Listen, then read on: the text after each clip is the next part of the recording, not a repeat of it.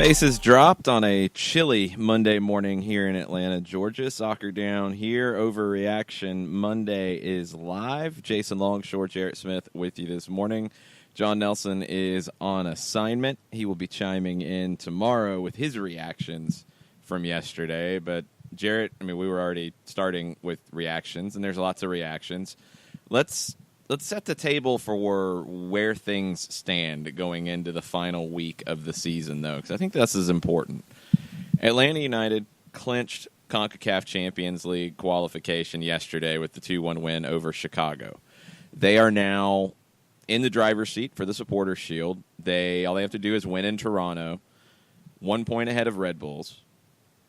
They tied the all-time best ever regular season as well yesterday. That's kind of a big deal. So it's been pretty special, and it was very cool after the match to see the lap of honor, to see Darren Eales, Michael Parkhurst address the crowd, to see Arthur Blank on the field with the team. And it was a big day at Mercedes-Benz Stadium with a number of accomplishments that happened. We didn't even get into the attendance side of it, and we'll talk about that today as well. It was a big day all the way around.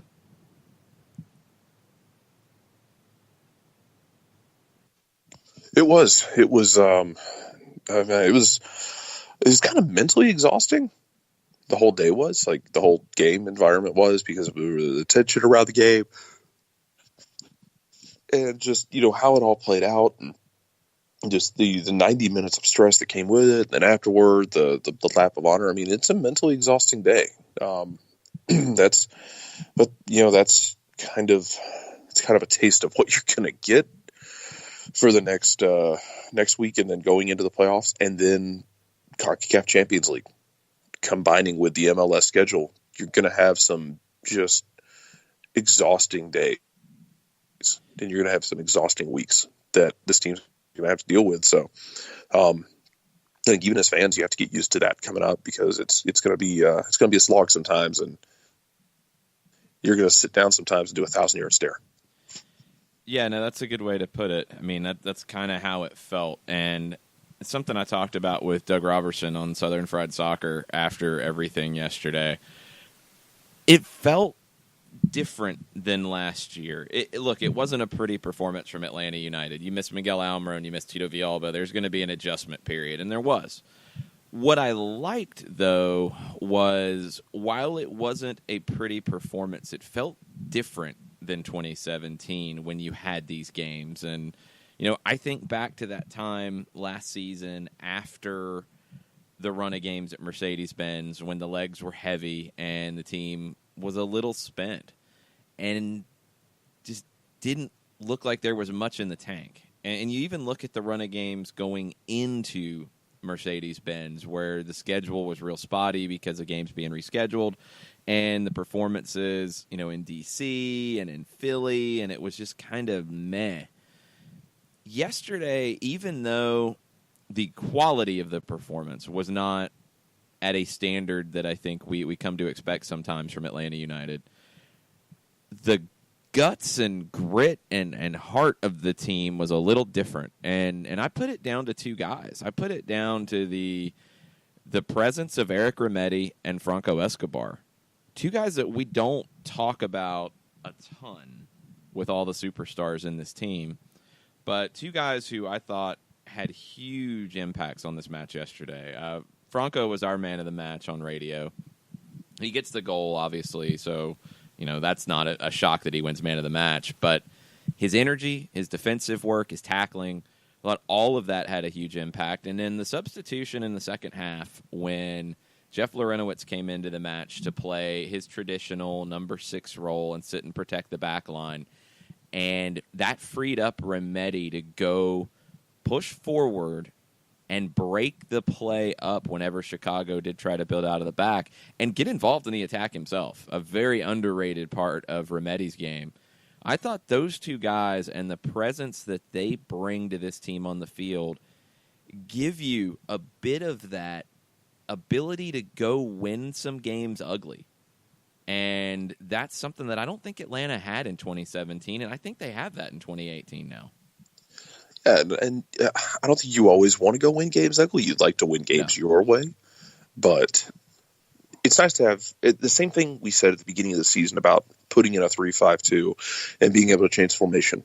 It may not be what you necessarily love and want, but it's nice to have that club in the bag if you need it, because it's better to have it than to not have it. And when you're missing Tito and you're missing Miguel and you're kind of makeshifting everything and trying to figure out how you want to put it all together, I mean, that ends up working out pretty well yesterday. It's still a 2-1 win. You left goals on the field, in my opinion. Chicago played hard, and Chicago has had a pretty solid last month or so. They're not they haven't played like a team that's sitting near the bottom of the table. But man, that's just Eric Rometti might be he needs to be in that conversation for one of the best moves of the summer. I get it's not going to win that contest in the league because you have a one Wayne Rooney getting DC to the playoffs, and I get that. That's El Senor Wayne, I think, has that one locked up. But Rometti pretty underrated. Yeah, Eric needs to be in that conversation for what he's done for this team this year, and the option he gives them to play as a 6, as an 8, and just the way he can contribute on multiple levels of the game. You got the guy to replace a Carlos Carmona, who can do similar things that Carmona did at a young age, and potentially keep him here for a while, honestly. Something that's been interesting to me is there's been a growing conversation about Atlanta United doesn't have the necessary depth, which kind of blows my mind, because wasn't Darlington Nagbe a huge acquisition in the offseason, and didn't he miss a long stretch in the middle of the season? Am I remembering that wrong, Jarrett? Did that happen? Anyone who's having a conversation about this team having depth issues, I don't know how to address that. I mean, Garza, Nagbe, both out for long extended stretches. You had Barco injury early. You've had Tito injured off and on a lot this season. I mean, you've went through a couple of right backs. You've went through a couple of left backs. I mean, they've been pretty solid with their depth. Well, someone ranted about, I forget who it was. Someone ranted about Chris McCann playing left back. It's like, he needs to be a third option left back. He is. They're on their third option. Yeah, he might be. He's not out there. Option at times. Yes, he's not out there because Tata thinks he's the best option. He was out there for most of the season because you didn't have Greg Garza. You didn't have Mikey Ambrose. You had Chris McCann available as an option to play left back until George Bello was physically ready. Now, when Bello got ready, we've been seeing more of Bello. Yeah, it's an interesting spot because I think Garza's easily the one, Ambrose is easily the 2 in 2018. Now, that's not to say 2019 doesn't look very different with the emergence of George Bello, but we're not there yet. So right now, you're in a situation where you also have Jose Hernandez in the mix, who had some injuries, and it took him some time to get settled. Bello, young player, obviously it's going to take some time to get settled. He had some injuries as well. Chris McCann has done a job for you. Yesterday, was Chris McCann and Ezequiel Barco, was that chemistry smooth on that side? No, it wasn't. There were a bunch of miscommunication issues over there, both from a possession perspective and from a defensive perspective. You got through it. You got it done. I don't think those two had played together much or at all this season. I wasn't a huge fan of the 4-2-3-1 in this format. I felt like Gressel centrally negates some of what makes him special. I think he's better out wide. I think his distribution, his creativity in terms of creating chances is far better out wide than it is in a central position. I felt like things might have been a little bit better if Gressel had played out on the right earlier in the match and either Carlton or Barco had slid inside. You started two very creative players in Ezequiel Barco and Andrew Carlton, and both had moments. I would say neither one played up to the level that we expect at times from them, and neither one played their best. But Barco, with a beautiful pass to create the opportunity for Franco Escobar, no assist there, no chance created there, but go back and watch the pass. from the left side all the way across to the right to Escobar in space. He puts in a cross. See, Gwen saw it. She was excited. He puts in a cross that Martinez is defended well. It comes off of him or off the defender back to Escobar, and what a finish. But that all started with a big pass from Barco to open up the field. Then Andrew Carlton had chances. He forced McLean into a save. He kind of sliced a shot that he was trying to hit low and hard to the far side, kind of sliced it. It nearly found the upper 90. But Andrew Carlton had an impact in this match. That's what you want out of teenagers. Teenagers who are getting a start in the penultimate week of the season in a game that you have to win trophies. And I thought they did their job. If you see that group play together more often, maybe it's a little different. But I thought the job was done with this group, and some of it was down to grit. Some of it was down to just quality of the players on the field. And some of it was down to these two teenagers in the starting lineup in creative roles taking on that burden and not running from it. What I liked at times from both was that hunger that we saw. Carlton was very involved defensively early on, breaking up plays, winning tackles. Barco was chasing back and working hard defensively. If they're doing that consistently, the rest of it will come. We know what those guys are with the ball at their feet.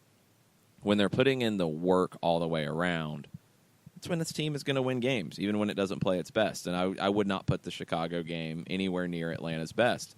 I feel like, honestly, reading some of the reports about it nationally and people who watched from outside Atlanta and haven't followed this team week in and week out, I think they were more impressed with the win than maybe we were locally. And I think some of that's just down to the expectation and what we know this team can be. It was good. It's a great win. And it's a huge win when you start to take everything into consideration. It was not a great performance. And you were telling me yesterday that that's kind of where Tata Martino's head was after the game. Yeah, Tata mentioned that at this point in his career, he's not here just to win games.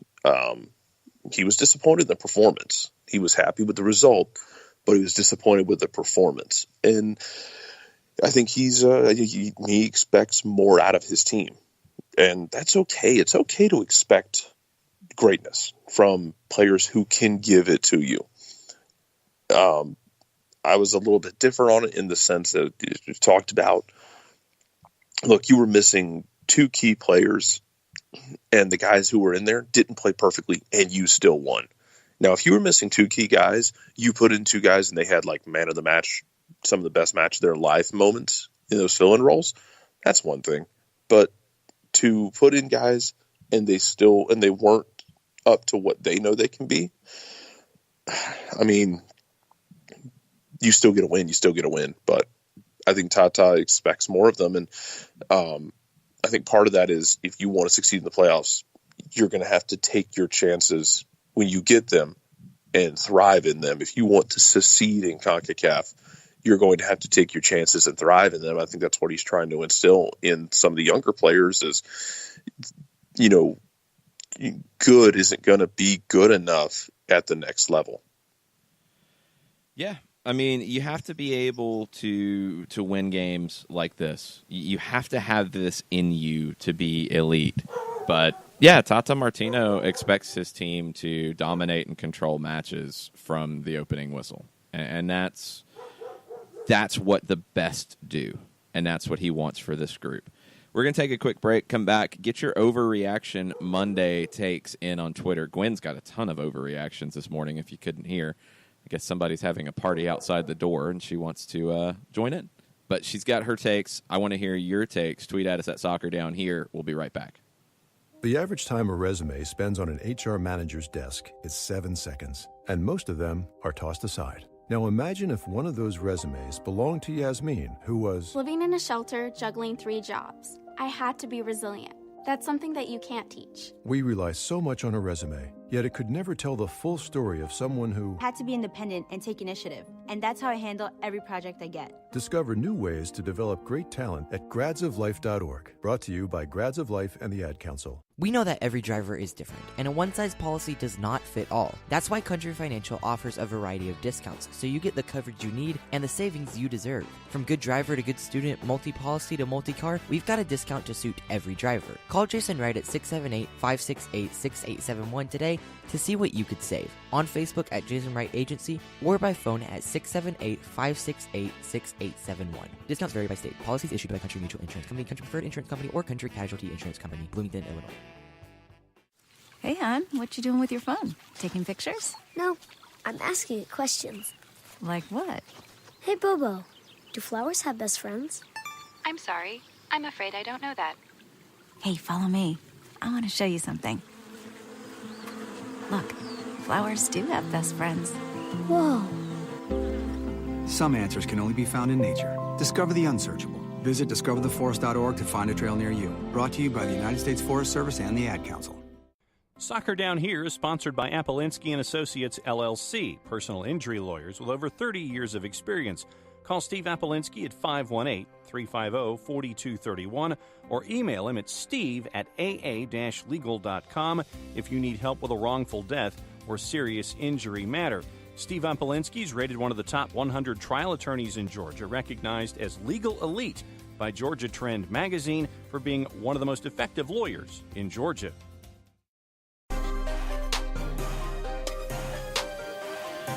We're back. Soccer Down Here, October 22nd edition.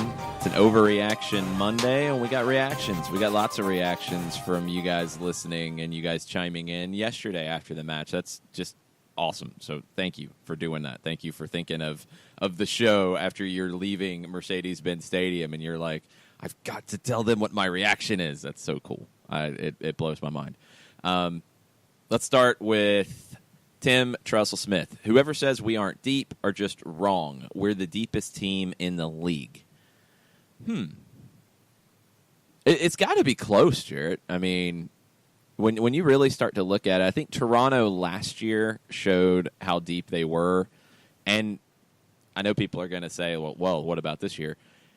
You had so many injuries at one spot that I don't know if anybody can be that deep, truly, to go 5 deep at center back. I just don't know if that's possible in this league.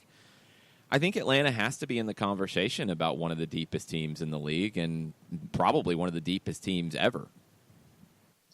Yeah, and it's really fascinating for a team that's only in their second year, because last year you saw a team that was good but wasn't deep, and that was fine. I mean, expansion teams usually aren't going to be that. Like, you're not going to be that deep as an expansion team. I'm shocked that LAFC has been able to do what they've done this year. Setting the points record for an expansion team, awesome work by them, awesome work by Bob Bradley. I was shocked they were able to do it this late in the year. I thought the lack of depth out there was going to catch up with them. It still might in the playoffs, but well done to them for doing that, because that lack of depth is a thing when you're a young team. The fact that Atlanta's been able to build it in year 2 and get all of those moves right, the picking up of Mikey Ambrose last year in the expansion draft, getting the draft picks right, getting your supplementary players off the heap right. They're batting 900, 800 in terms of pulling these players together. I mean, the guys who didn't work last year, a Kenwyn Jones, who I don't think it was for lack of effort. I just don't think he could play in the system at that point in his career. Kenwyn was signed before Tata got here. Chris McCann, fit in a different role than expected. It's just, I don't recall anyone other than Kenwyn, especially late in the year. I don't recall anyone else really not just being an out and out bust. They've done so well, because trust me, plenty of teams have those. Yeah, and even Kenwyn got you some goals when you needed them last season. That's what's crazy about it. Kenwyn wasn't a bust. No, I mean, Kenwyn had a knee injury that probably kept him from being more with this team last year. But, they've just got it right so far in players, and you're not always going to do that. They are going to have busts. It will happen. Don't worry. It's going to happen at some point. But when you're able to go into the 67th regular season game in your club's history and go into an 18 in a game that you're trying to clinch the overall best record in the league, and you start 2 teenagers and you have 2 more on the bench. I mean, that's pretty deep. You've developed talent. You have acquired talent intelligently to fit a salary cap system. You have hit on your big names, and you're able to get into a situation where your first 2 major signings are unavailable for this game, and you get through and you get your 2-1 win. That's impressive. Tim followed up with another overreaction Monday, which I'm intrigued by. ESPN guys kept saying Barquito played the best game of his MLS career. I don't know. He's been just as good, but he is clearly capable of more. Actually, that pass to go to Escobar might have stuff up on being pretty. I jumped up off the couch. What do you think about Barco yesterday? And I have not heard the ESPN broadcast yet. I do want to go back and watch because Glenn Davis and Brian Dunseth are 2 of the best. And I was excited to have those 2 guys on this match for them to do it because I knew they could do a great job with it. What do you think of Barco's performance yesterday overall? Well, first off, that ball he played for the first goal, I almost fell out of my chair. Oh, yeah. Because that was what sold you on him to bring him here.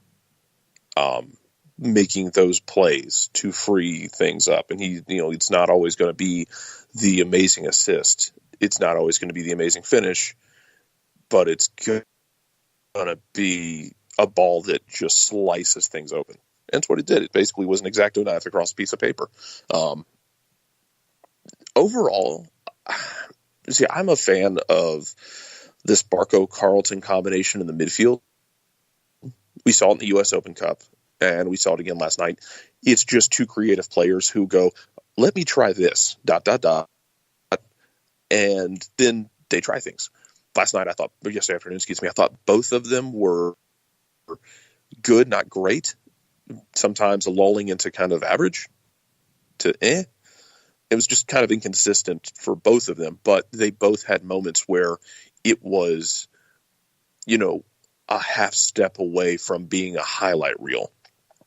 And things just weren't necessarily coming off. I love the ideas that he had.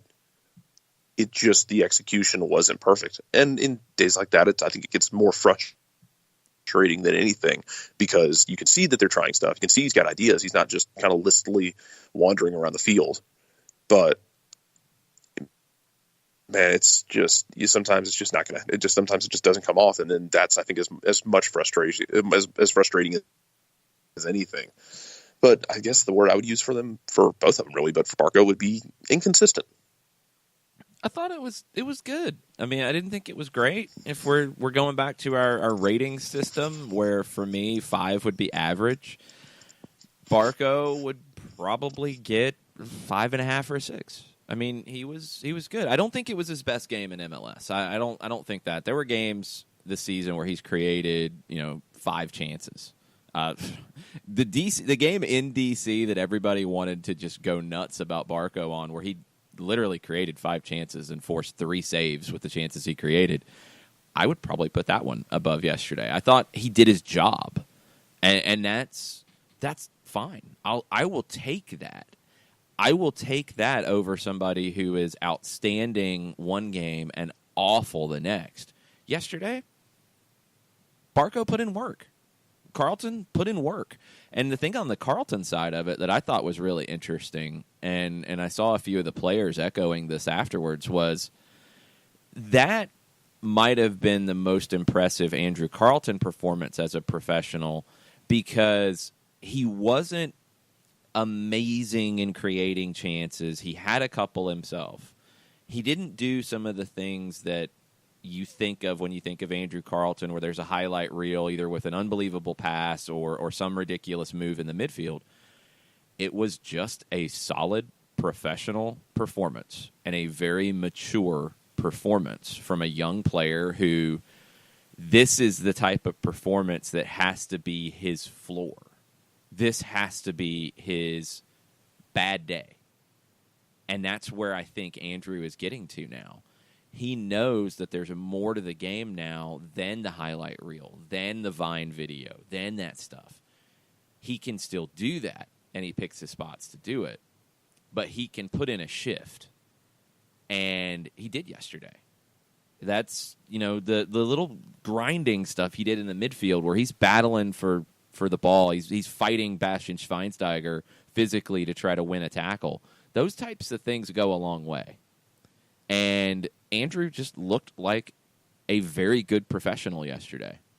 I love that. I love that this team is able to get two of their flair players in Barco and Carlton, who in a lot of teams would be luxury guys that, you have to have everything else work around them to make it work. You're able to play both of them yesterday in a game that's meaningful, and neither one is just playing people off the field, but both are important parts in a 2-1 win that continues this season along, where now you've tied Toronto's year last year, you've gotten into CONCACAF, you take care of business next week, and you win Supporter Shield. This type of performance is what gets you there. This is the type of performance that takes you to the next level. It sounds kind of weird to say that because you think of the transcendent performance doing that. You think of a game where Almiron's running past everybody, Martinez has a hat trick, Tito scores a bomb from 20 yards.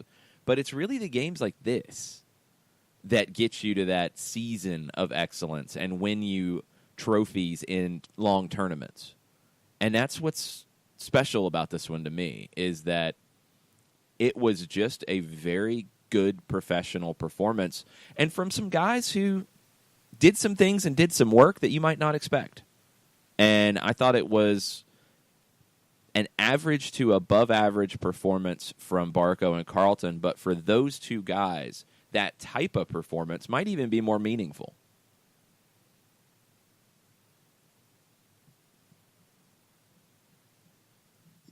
I mean, I'm curious what it looks like yesterday if one of them just goes off, OFF off on that game, because they were both imperfect, they were both inconsistent at times, and you still got the job done. Thank you, Johann Kappelhoff, for your contributions. Pretty sure he also got the red card last year in Atlanta, so I'm not sure he's ever going to come back here voluntarily. But I mean, it was imperfect, but it worked. What does it look like when those guys, take over games? And watching them yesterday, and then watching the U.S. Open Cup match where they kind of drift in and out of each other and dance around each other on the field, it does get me excited about the idea of, let's say Miguel leaves, let's say a certain transfer doesn't happen from Argentina, even though it sounds like it's pretty much done. I mean, could you live with Ezequiel Barco, Andrew Carlton partnership in the midfield where you've got two incredibly creative players, not just physically creative, but mentally creative, where they're thinking about, they're thinking in about 5 different dimensions. That'd be a really fun midfield for an entire season if they can handle it. There would be some ups, there would be some downs, but it would not be boring at all. No, not at all. It's going to be an interesting shout out as time. well to Joseph. Go ahead. Yeah, shout out as well to Joseph Martinez for the work he did. Yep. Joseph's busting his tail, dropping back in the midfield, making runs. I think if you ask him, he would think he should have at least 2 goals in that game. He missed that launching header from McCann's cross that we're so used to Joseph putting in the back of the net. I think if you asked him, he left goals on the field today. But again, it wasn't a perfect day. You left goals on the field.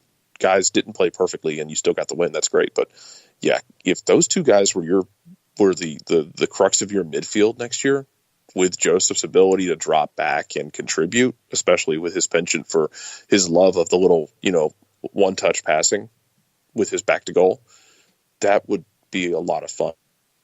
And I don't know what it looks like in terms of record, but man. I love that stuff. And I know I think sometimes we look at this as like the Premier League in the year 2000, where you weren't really seeing the type of flair that we see from a Joseph Martinez, from a Miguel Almiron, a Tito Villalba. I love that stuff. I love that this team has a Latin vibe to it. I love that they play the way they do, and you have a forward in Joseph Martinez who has scored 30 goals this season. I know it's crazy that we're forgetting that fact, but Joseph Martinez has done something that nobody else in this league has done. He's gotten to 30. Nobody got past 27. And he's done that while not scoring some goals in the last month. He had a poor day in front of goal yesterday. He did. He left goals on the table. I think the shot that he had that went off of McLean's shoulder, even though McLean never saw it, never really made a reaction to it, it just caught him in the shoulder. McLean made one save on Joseph that was a really good save. But Joseph has to score one of those. He didn't. He still contributed. He still contributed in a big way, dropping in possession, keeping the ball moving, doing some defensive work. That's what I want out of this team. I want a team that can play fast and fluid and be exciting and fun to watch, but also when that stuff is not working in terms of scoring 5 goals, they can grind out a win. And that's what we saw yesterday, and that's what's going to get you through the postseason. That's what's going to get you through tournaments. That's what's going to get you through games in Concacaf when you go on the road after long travel and you're playing on a bad field and you're playing in front of 1,000 people in the middle of nowhere, and the other team, all they want to do is waste time or foul or try to goad you into red cards. Sometimes you got to win games like this. And I think Atlanta United showed yesterday that they can do that. It was an interesting day, and we'll get into some of the other results around the league. We'll talk about the playoff picture in the East and West. We'll talk about all kinds of stuff as we go this morning, but more of your overreactions after the next break. Stay with us. We'll be right back. Sweet strawberry icing. You're in Goodwill, and just past that vintage denim jacket you spot miniature donut earrings. You lean in. That's the scent of shopping success. Because at Goodwill, every item you buy funds local job training and more. So bring home those donut earrings and bring home so much good to your community. Goodwill. Bring good home. Brought to you by Goodwill and the Ad Council. Soccer Down Here is sponsored by Appolinsky & Associates, LLC, personal injury lawyers with over 30 years of experience. Call Steve Appolinsky at 518-350-4231 or email him at steve@aa-legal.com if you need help with a wrongful death or serious injury matter. Steve Appolinsky is rated one of the top 100 trial attorneys in Georgia, recognized as legal elite by Georgia Trend magazine for being one of the most effective lawyers in Georgia. Hamilton was adopted from a rescue in 2008. He really likes to be around people. I get out my mat and I'm doing a downward dog and he's underneath. He's quite the pug about town. He gets invited to a lot of parties. He knows he's a pretty big deal. Look at this little face. How could you not love him? Hamilton the Pug, Instagram star and shelter pet. Amazing adoption stories start in shelters. Visit theshelterpetproject.org to find a pet near you. Brought to you by Maddie's Fund, the Humane Society of the United States, and the Ad Council. As a business owner, you know that every year brings new challenges and opportunities. The success of your business demands expertise and focus. And Country Financial can help you keep that focus by helping ensure you have the right insurance protection in place to meet your goals. Jason Wright can help you create a customized insurance plan that has coverages designed just for your business. Give Jason a call at 678-568-6871 or reach him on Facebook at Jason Wright Agency. Coverages vary by state. Policies issued by Country Mutual Insurance Company, Bloomington, Illinois.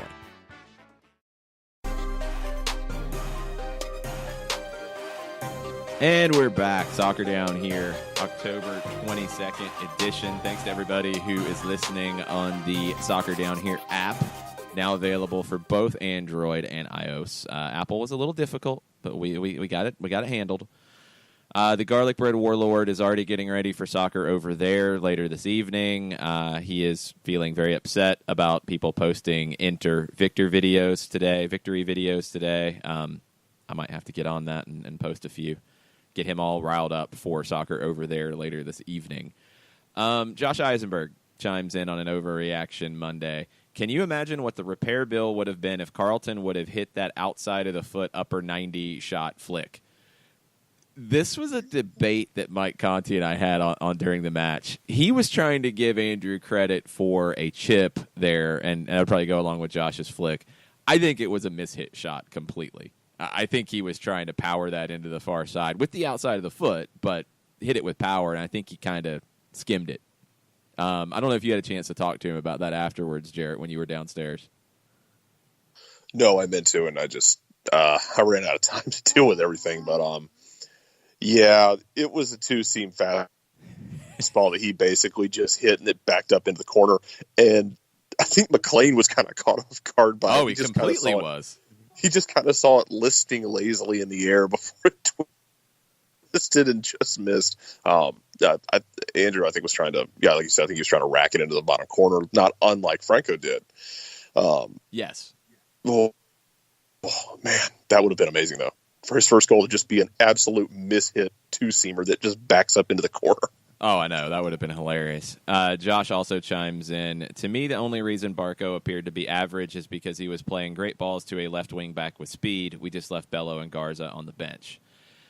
Yeah, I think at times Barco was expecting McCann to make a run. He didn't. McCann was staying at home a little bit more, and just miscommunication between the two. They battled through it. I mean, there was a sequence in the second half where I think McCann played a ball to Barco that was given away, and then Barco chased back to force a throw. The second part of that's important. You know, you get those two guys playing together more often, they get on the same page a little bit more. It wasn't there yesterday, and it was a struggle. I do think Barco is a little bit better when he's able to get, if he's out wide, to get an outside back who's overlapping, because it just helps create space and it helps make things happen for not just Barco, but for the rest of the team. I think that's what he's used to. Didn't really get as much of that yesterday. Look, it happens. Bello played games with the US U17s in England last week. Garza, obviously, is not quite ready yet. He was in the 18, so he was available. The game didn't really lend itself to bringing him in. If it had been a 3-1 or 4-1 game in the second half, I think we would have seen Greg Garza for the final 10, 15 minutes. I think that would have been the plan at that stage. In a tight game, that's a lot to ask for a guy who hasn't played in months. Now, the question is next week, because as we said coming into this one, I think you'd love to see what Greg Garza has right now before you get into the postseason. You don't want him to make his first appearance coming back in the postseason. He's a veteran. I think he can handle it, but you'd like to know where he's at. You'd like to know if he's 60 minutes fit or 75 or 90, or if his rhythm is just not there. You need to know these things, but you might not be able to, and that's the challenge. George Bello, you need to know how he's going to handle these situations. You don't really know yet. Chris McCann is a veteran. You know what you're going to get out of him. You need to figure out what that left back rotation looks like. And, I mean, let's go a step further, Jarrett. We saw the team go back to the 4-2-3-1 yesterday. That was a surprise to me. Even after seeing the 11, it was a surprise. I thought it was going to be the 3-5-2 that we've seen them in pretty consistently for the last month, 6 weeks. And it wasn't. And you saw some shakiness at times in the 4-2-3-1. I'm wondering what the plan is going forward. It could be back and forth, because I think you've mentioned it multiple times when you've talked to players and talked to Tata Martino at the training ground and after games.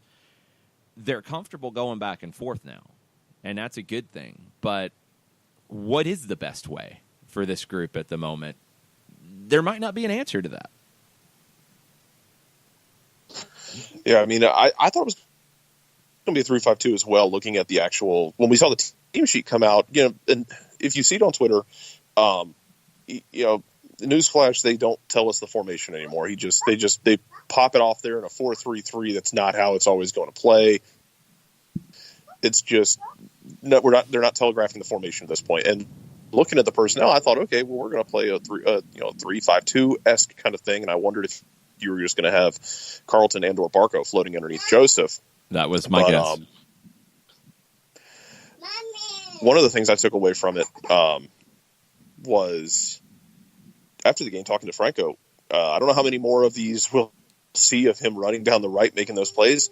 He talked about being really comfortable as a center back, as opposed to, he's fine playing right back. But I think he thinks his forte is playing more in the center or playing as part of that 3-5-2 that maybe stays home a bit more. He can do both. And in that 3-5-2, when it's a center back in the middle who's going to stay at home like Michael Parkhurst, and you're able to put Franco Escobar, Leandro Gonzalez-Perez on either side, two guys who are comfortable stepping into the midfield and making runs forward. That's a pretty dangerous shape. So it's funny. I didn't like the 3-5-2 when we first started seeing it, but I think it's a little more comfortable now in controlling games. I think the 4-2-3-1 has the potential to be more explosive than the 3-5-2, but you don't feel like you're in quite as much control of the match in the 4-2-3-1. So it's an interesting trade-off, and I think we probably will see both as we go forward the rest of 2018. It's going to be based off current form. It's going to be based off tactics going into the game. The opposition will have, a say in what that turns into. I think you will have to maybe mix and match a little bit based off what the opposition will throw at you, especially on the road in the postseason. But you're going to see a little bit of both, and you have a team that's deep enough and tactically flexible enough to do it. Artist formerly known as TLC chimes in on Andrew Carlton, says he was very good yesterday, probably one of the better players on the pitch considering the circus moments that some had. We really need to find him first-team minutes next season. He is ready. And he goes on to say he was very tidy in possession, won a lot of balls back and worked in tight space to find the safety valve, almost had a goal of the year candidate, and I find he is the more likely world-class pass creator, but he did a lot of the grunt work on top of it yesterday. That grunt work was what really impressed me, especially in the first half. I mean, Andrew was getting stuck in a little bit, if we're going to go full British terminology here. And I think that was by design. I think he was showing that, hey, I'm here for the fight today. And, I don't care if you look at me and think you're going to be able to physically shove me around. That's not going to happen today. And Andrew brought that to this team in a big way, I think, in the match yesterday. And that's big. It's key. Because young players sometimes can get physically intimidated, especially guys who aren't the biggest. And Andrew is not the biggest guy in the field, but he was able to fight through it and contribute in all facets. I thought that was really big. Josh Eisenberg has a couple other things that are being overreacted about or reacted about, or you could say underreacted or on par reacted. But he has a list of 4. One overreaction: Barco is terrible. ... Really? He was top 1 to 3 players yesterday. I'd put him maybe just outside the top 3 players yesterday, but yeah, he was fine. Tata spoke in past tense. We'll get into that. That was an interesting moment in the post-match press conference stuff. Another overreaction is the depth issue. We've talked about that. Another overreaction is Joseph Martinez can't score anymore. What's wrong with Joseph? And Josh says, maybe because he's onside too much. He's dropping back deeper, and he's onside too much, so he's not scoring goals. It's a funny thing. I think lately Joseph has been dropping into the midfield a lot more and doing more of that defensive work that you talked about, Jarrett, and doing more of that build-up play work. It is taking him further away from goal. He is in some different positions on the field now, and could that be affecting him not scoring as many goals? Yeah, it definitely could. Is it making the team better? And that's the question. I don't know if there's a true yes or no to that just yet. It's making the team more well-rounded. I think that's a definite, because it's taking the team a little bit away from Joseph standing on the shoulder of the last defender looking for that inch of space, and you have to try to play him. It's giving more options when the team goes forward at Joseph's goal-scoring expense, in my opinion. And it's also I think it's also part of what you've got on the field. You change personnel, you change everybody's responsibility sometimes, and you change his. I think it fits, that 4-2-3-1 of Barco, Miguel, and Tito going across in the midfield. Then Joseph can play on that back shoulder if he wants to. But when you change personnel, you change what he has to do to make the team succeed. And like I said, he seemed kind of frustrated with himself even after the match that he didn't score, but City beating things up, he was joking around with LGP and Remedi and having a good time. And it can be both of those things. You can be disappointed that you didn't pick up goals, but still be happy about the performance. And I think that's where he was about it, because he's still contributing. It's not like Joseph.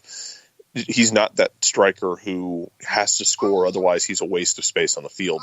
He's become very dangerous in terms of putting together that build-up play, and we've seen it a couple times this year with some of his assists where he's been able to free someone up or lay a ball off to somebody.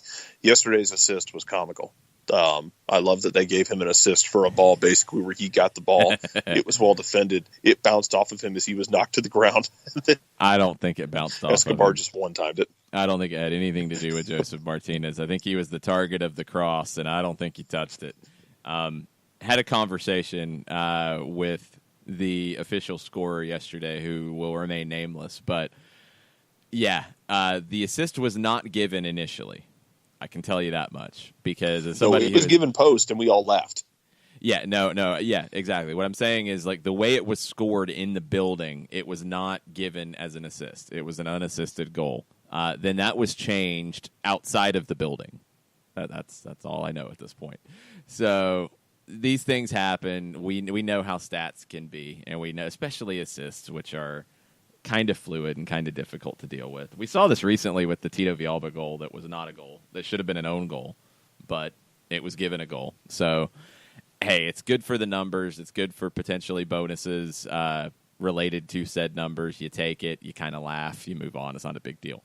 But, yeah, I think Joseph is becoming more of a complete player, at least in the way he contributes to this team. I'm not saying he wasn't a complete player before, but just the way he contributes right now for Atlanta, it's more than just scoring goals. And that's going to limit some of the goals he scores. And I think that's fine for the team. It's been funny, the narrative around Joseph Martinez all season.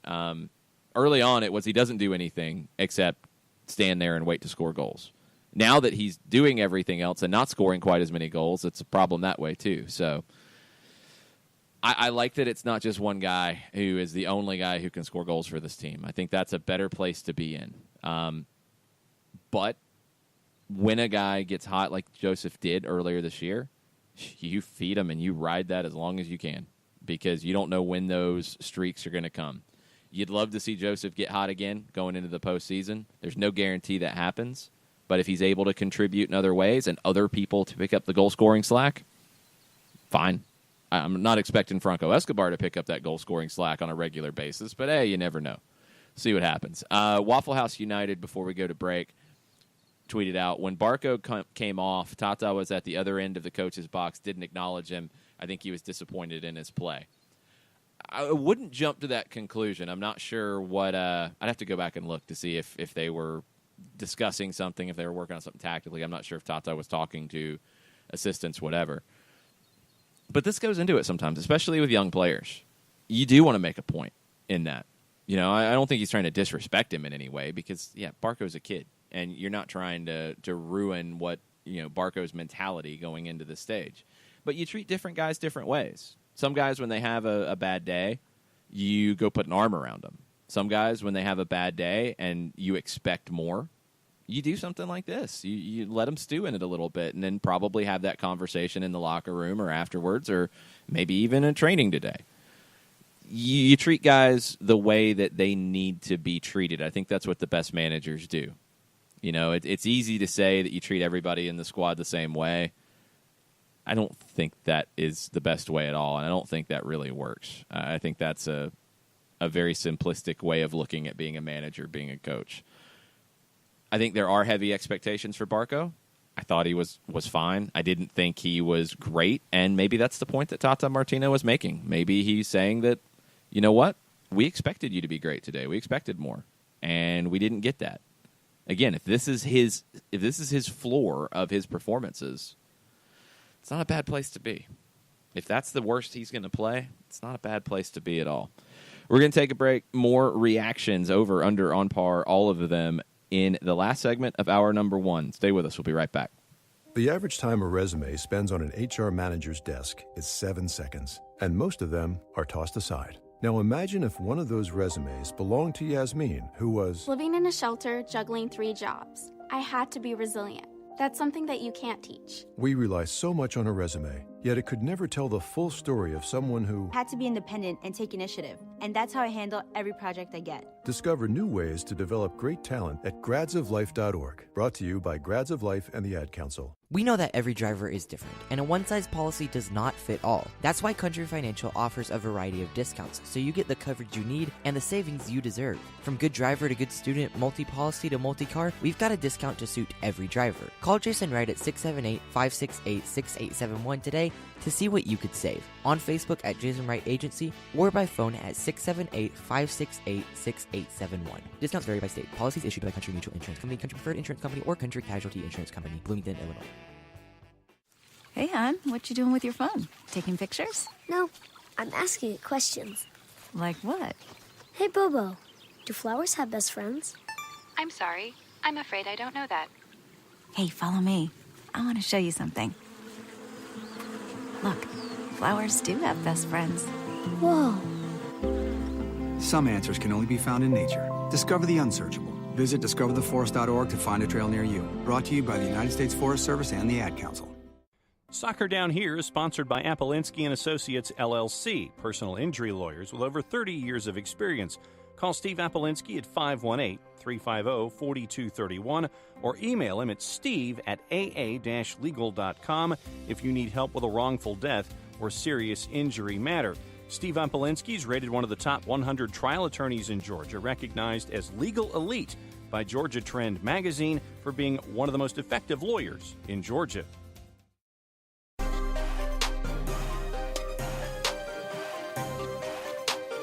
Final segment, hour number 1, Soccer Down Here on an Overreaction Monday. We're talking Atlanta, Chicago. We're talking Major League Soccer. We're talking everything from the weekend, and there's lots of stuff to dig into. Sherbs with some MLS overreactions. Say what you want about Zlatan's banter, but he backed it up. Absolutely. He delivered, and he's been delivering. You know, there's not a lot to say about his performance on the field. I still don't think he's an MVP winner. Is he a candidate? Yeah, obviously, because he's probably going to get the Galaxy into the playoffs. RSL's had a big hand in that. A draw at home to Minnesota earlier this season. If that's a win, then it's over, and we're not talking about the Galaxy in the playoffs. But it didn't happen. And RSL goes to Portland yesterday and gets blanked. And now, according to Mike Petke, they have a 1 in a million chance of getting to the playoffs because the Galaxy have a winnable game in their last one, and then they're in. Zlatan talks a lot. He talks a whole lot, but he has delivered. So you can't. If you're going to talk, you got to back it up.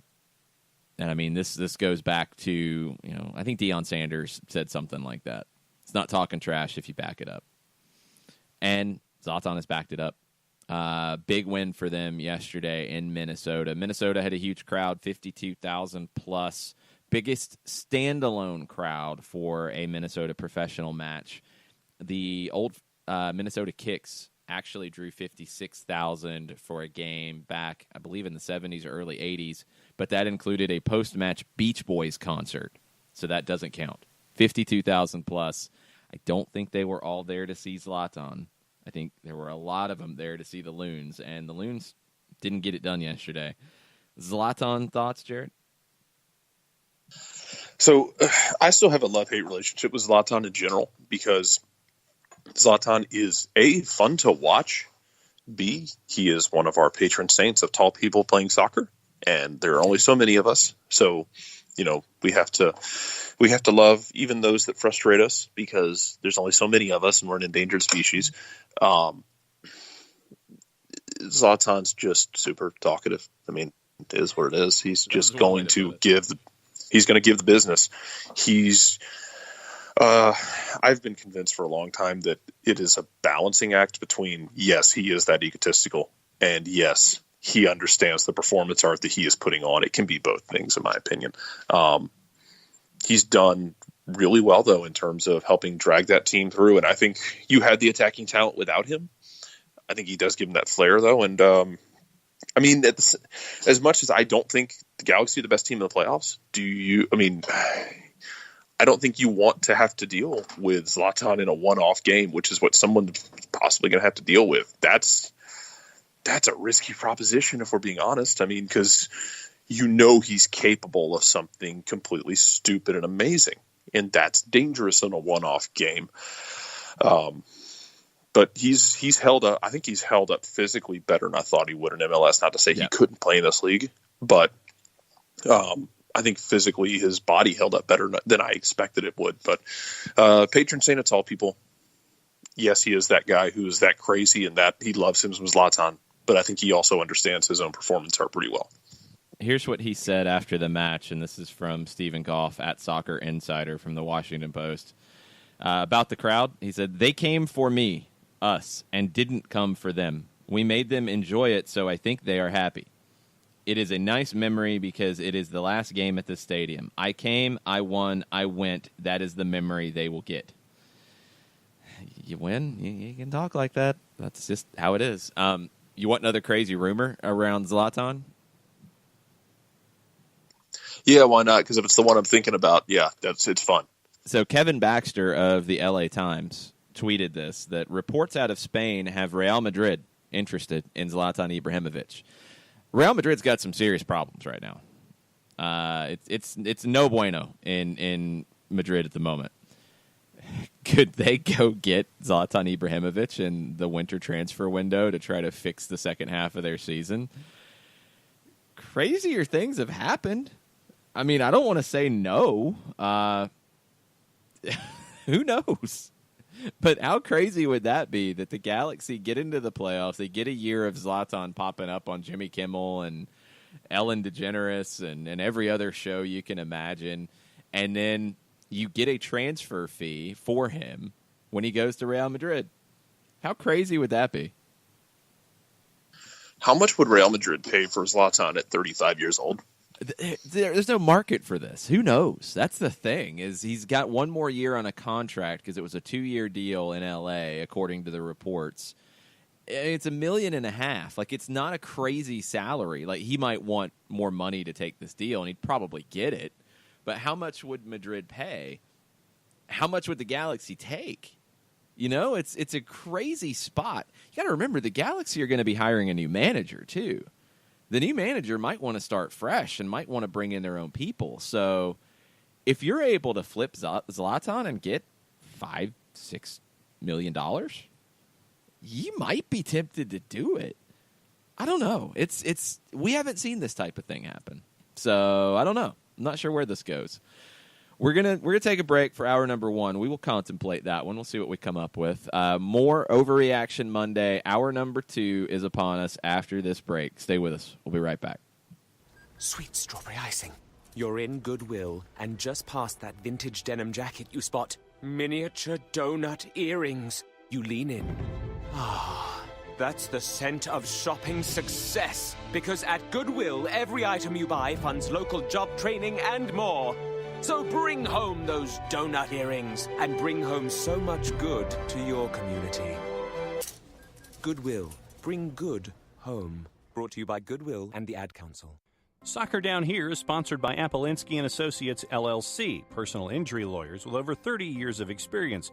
Call Steve Apolinski at 518-350-4231 or email him at steve@aa-legal.com if you need help with a wrongful death or serious injury matter.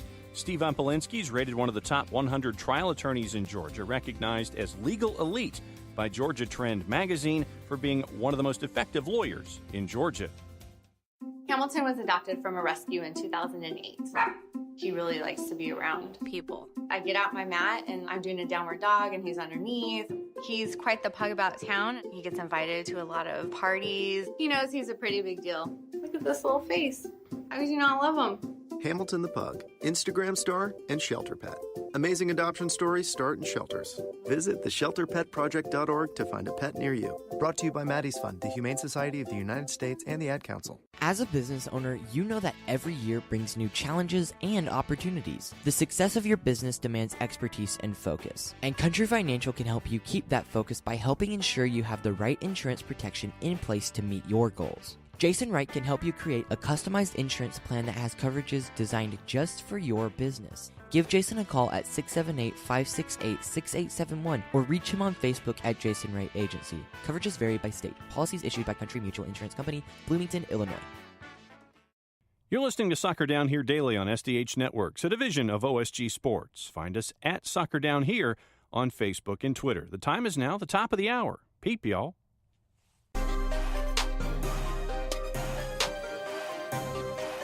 Hour number 2, Overreaction Monday special. Atlanta United, 2-1 winners over the Chicago Fire. Atlanta United, it's tied Toronto's record of 69 points in a season with 1 game left. And where is that? It's in Toronto next weekend. They have a chance to break the record in Toronto. Breaking the record might not be enough to win the Supporters' Shield, because both Atlanta and the New York Red Bulls have set the new record for wins in a season with 21. The Red Bulls are on 68 points, Atlanta 69. Red Bulls host Orlando at Red Bull Arena, an Orlando team that is coming off of a win over maybe playoff-bound Columbus Crew, maybe because Montreal's still alive.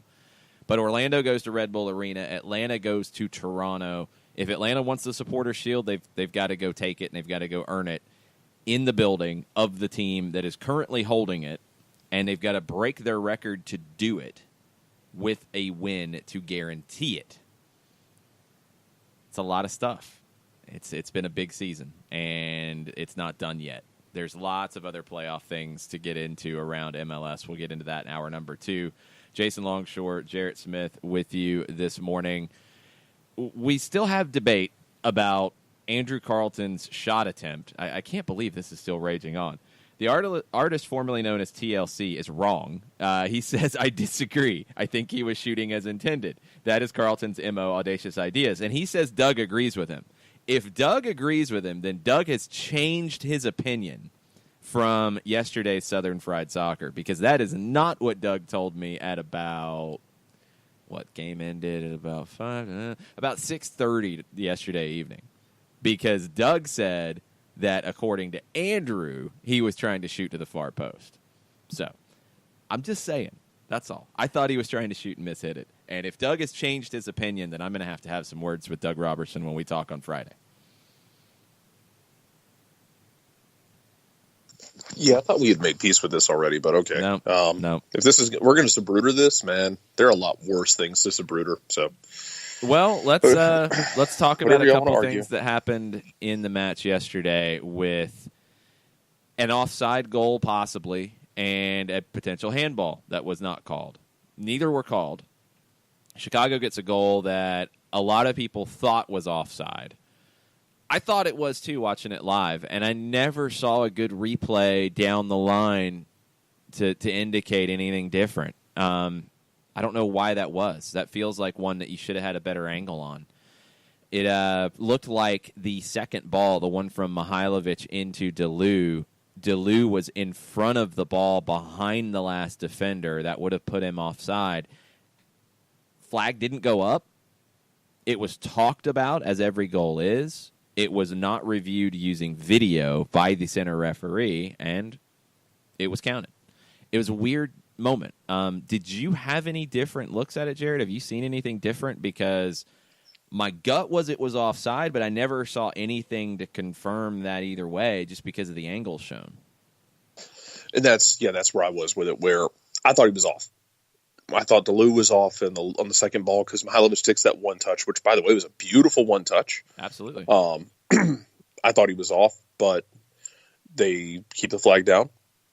They go to goal. They go to replay in the booth, and they VAR all these calls, and this will come up in the next call we're about to discuss.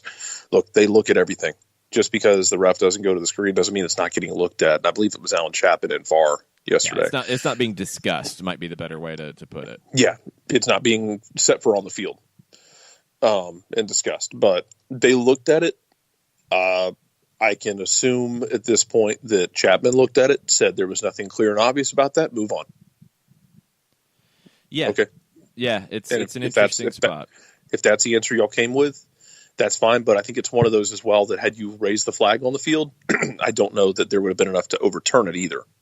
I think it was kind of weird. Like if there, like I don't know that there was a good camera angle for it. Yeah, I don't know why that is. I don't know what happened there. The pass from Mihailovic was forward, and the question would be, was DeLu even with Mihailovic?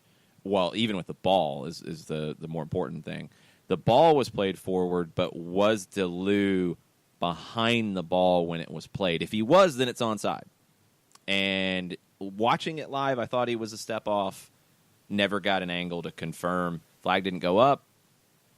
No, nothing. It's reviewed by the center official on the field. It's a goal. Second one was a potential handball against Leandro Gonzalez-Perez off a header from Bastian Schweinsteiger. It was, I would assume, discussed. It happened on the far end of the field from where we were. Play continues down to the other end. It goes out for a throw. One thing that's kind of savvy in all of it is I believe Franco Escobar took the throw rather quickly to get the play started again. Now, the referee can stop it even after the throw is made immediately. So if the guy tries to take it super quickly, the referee can say, no, hold it. We're discussing what happened on the other end. In this case, that didn't happen.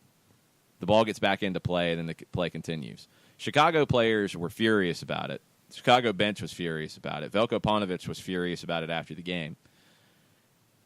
Again, this is another one where never a great replay afterwards from what we saw in the booth, and this is one that it's a little difficult because Schweinsteiger is only a couple of feet away from Gonzalez-Perez when he heads it. I don't know how intentional Gonzalez-Perez's movements were to block that with his arm if he made contact with it. Again, it's not something I saw a great replay of.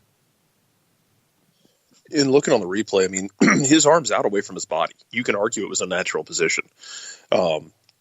The only thing I could think of because when the ball went out of play, I was fully expecting them to stop play, go to VAR. At least get looked at, yeah. Mm-hmm. But again, Chapman looked at it in the booth, and I'm assuming radioed down. And the only explanation I could come up with when I saw it was ball to hand. Right. That because it was so close, there was nothing LGP could do about it. And he was going up, trying to head the ball himself, had his arms out as he was jumping, and, wasn't expecting the ball headed back towards his arm, so he didn't, have a chance to set himself defensively. Is the only thing I could think of is that they ruled ball to hand, because I was expecting him to go to look at it on the field and discuss it. But as that ball went out of play, center ref put his hand up in the direction of Schweinsteiger and McLean, who I believe was also vocal about it, even though he's on the other side of the field. And throw comes in. He puts his hand to his ear as play is going on, and then lets things go on. So I can only assume that they looked at it. Atlanta took the throw quickly, like you should do in that situation. Try and keep things moving. You don't want to give them a chance. It's the same thing we look at in NFL. If it's a close catch, somebody may have dropped the ball and you're rushing up to the line to snap it. Yeah, you're doing that because you don't want them to take a look at it. I would expect Chicago to do the same thing had the shoe been on the other foot, and for Chicago to just blitz that throw in. But the only thing I can think is that they ruled ball to hand. That's the only thing that came to mind about it. Yeah, that would be my guess. It was a tricky one. And then when you look at what happened in Philadelphia, where the Union concede a penalty to the Red Bulls, this was one of those where the play goes down to the other end. There's a foul on Fafa Pico. He gets a yellow card. Then you get the review process on the field by Ted Unkel. Then the penalty is given. Watching the Red Bulls broadcast, that's what was on ESPN+, they had no idea what was getting reviewed for 90 seconds to 2 minutes. Clear and obvious would be a question here. When you look at the third and fourth replay angle of it, I get why the call was made. Handball on Alejandro Bedoya. I feel like some of the reason that he did end up handling it was because he was bumped by Bradley Wright Phillips, who kind of ducked out of the aerial challenge. It's a harsh call. And, we talk about the decisions that were made in Atlanta using VAR or not using the replay system on the field. Doesn't mean it's not being talked about, discussed, but just because the ref doesn't look at it doesn't mean it's not being handled correctly. But this one gets reviewed, and the call was not made on the field, but then it was made using video. The clear and obvious threshold is still kind of tough to read. After seeing it and being able to slow motion it and look at it, it's definitely a call that I can understand being made. Seeing it live yesterday and seeing the replays that were shown quickly, I didn't think it was a handball. Seeing the slow motion, seeing the different angles, really going full Zapruder on it, okay, I can totally see how it was called. But was it a clear and obvious error, and was there mitigating circumstances? I could make that argument as well. So New York gets that benefit. They get that penalty. That's the difference for them in Philadelphia. Both teams combined to have 3 shots on goal in the first half. It was a typical Red Bulls game. It was destructive. It was not pretty. It was feisty. You had a near brawl at the end of the first half when Bedoya goes sliding in to block a shot from Kaku.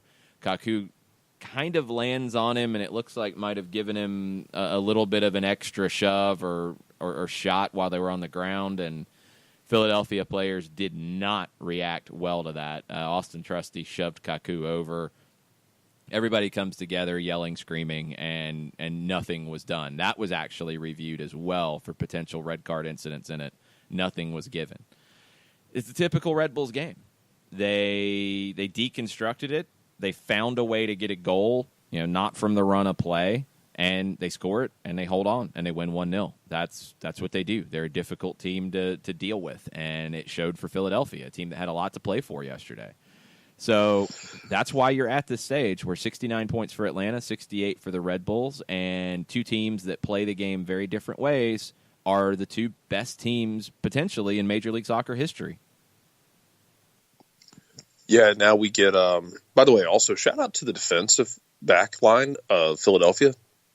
Bradley Wright Phillips was quiet for the first time in a very long time. No shots. Yeah, like that was, look, Philadelphia, early part of the year, you've got some young guys on that back line. You ran some kids out there. And there were a couple games earlier this year where they put Andre Blake in a shooting gallery because they were still learning the game. They've gotten a lot better. And they have now a young, talented defense with experience to pair with that young, talented keeper who is in that conversation for best in the league at any given moment. But it was, Red Bulls at one point should have scored in the first half. They hit the post on an open goal where there was miscommunication. I think it was between Austin Trusty and Andre Blake, where Trusty tried to hit the ball when Blake was trying to claim it, and then it landed at a Red Bulls player's feet, and he just hit the post and it went out. They had chances. Philadelphia just, got thrown in the meat grinder, the New York meat grinder. I'm going to be fascinated, and full credit to New York for finding a way, because that's not an easy matchup right now with Philly. You don't want to play Philly right now, and New York did their thing. Next week's going to be interesting. Orlando has decided to start ruining seasons. No, they played well. They played well. What? No, they didn't. They got to win. They didn't play well. They had 2 penalties. They scored on 2 penalties. They created nothing from the run of play. Columbus can't score a goal to save their lives right now. Justin Merrim was not allowed to play in this match based off of a provision from the trade earlier this season that we didn't know about. Andrew Erickson had that in the Columbus Dispatch afterwards. That had an impact on the game. Columbus just isn't very good right now. I'm not giving Orlando a lot of credit for this one. Columbus is just not good. I'm excited for this game next week. Not because I think Orlando's going to win. Orlando's going to lose this game. Let's not mince words on it. I think it's hilarious that they decided to pick up a win against a Columbus team that just could not afford to lose that game. But I'm fascinated by this game because I think if there's a team who is going to play like, oh, well, we're just going to turn this into a street fight too, I could see Orlando trying to turn this into a legitimate street fight against New York. Oh, they could. I don't think they're savvy enough to have a street fight without having 5 red cards. But it'll have the subtlety. It'll have the subtlety of a flying brick in a china shop. But look, if they want to end up getting a couple red cards on Red Bulls players going into the postseason, I'm not going to complain. It's like, look, Orlando's ship is sunk. But I could see them just turning this into a legitimate, like a scene from the Warriors. Yeah, we have all the reactions right now. We have gotten to the bottom of the opinion changing about Carlton's shot, so we can bury this one now. When Doug thought that it was on purpose was at 5:11 yesterday, right after the game. I talked to him afterwards after he had talked to Andrew Carlton, and that was what he told me on the Southern Fried Soccer podcast. So, yes. It was not intentional, but it nearly worked and was amazing.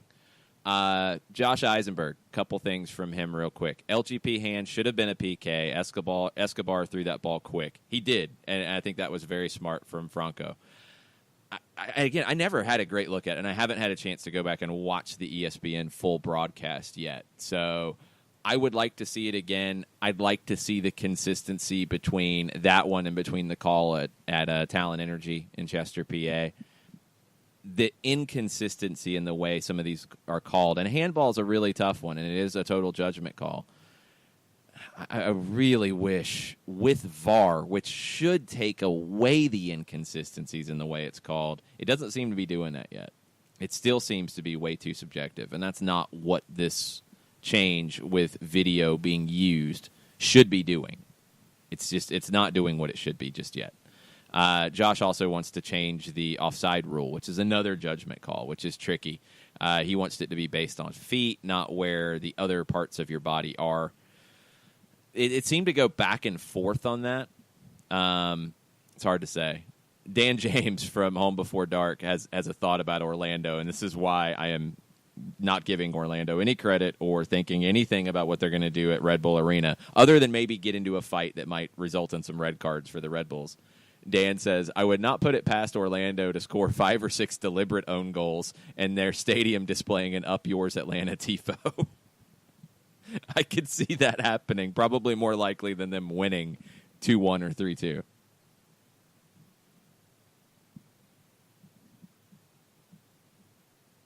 I think that idea just broke Jarrett. Pretty much. Yeah, look, I'm still just now my mind is literally just on Orlando, New York street fight, like WWE style street fight, like ECW, Sandman out there, the kendo stick. I guess that would be Will Johnson, wouldn't it? Yeah, it's probably Will Johnson. I don't know who for the Red Bulls I'm putting in the street fight. If we're doing the Greek Trojan thing where we put one where we break the day's battle into 1v1 between our great warriors, I guess it's Will Johnson against somebody for Red Bulls. I'm not sure who it would be. All right, we're going to take a break, come back, more reactions on the other side. There are tons of them. You guys are awesome. We're going to take a break. We'll be right back. The average time a resume spends on an HR manager's desk is 7 seconds, and most of them are tossed aside. Now imagine if one of those resumes belonged to Yasmin, who was living in a shelter, juggling 3 jobs. I had to be resilient.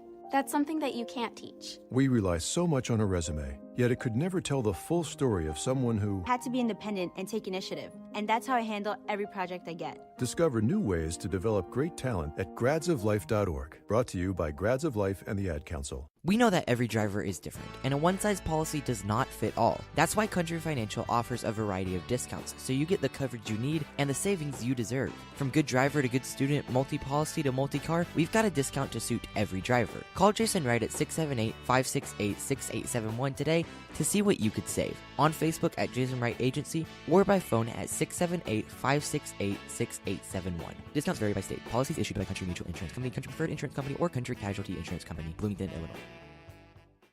Hey, hon, what you doing with your phone? Taking pictures? No, I'm asking it questions. Like what? Hey, Bobo, do flowers have best friends? I'm sorry. I'm afraid I don't know that. Hey, follow me. I want to show you something. Look, flowers do have best friends. Whoa. Some answers can only be found in nature. Discover the unsearchable. Visit discovertheforest.org to find a trail near you. Brought to you by the United States Forest Service and the Ad Council. Soccer Down Here is sponsored by Appolinsky & Associates, LLC, personal injury lawyers with over 30 years of experience. Call Steve Appolinsky at 518-350-4231 or email him at steve@aa-legal.com if you need help with a wrongful death or serious injury matter. Steve Appolinsky is rated one of the top 100 trial attorneys in Georgia, recognized as legal elite by Georgia Trend magazine for being one of the most effective lawyers in Georgia.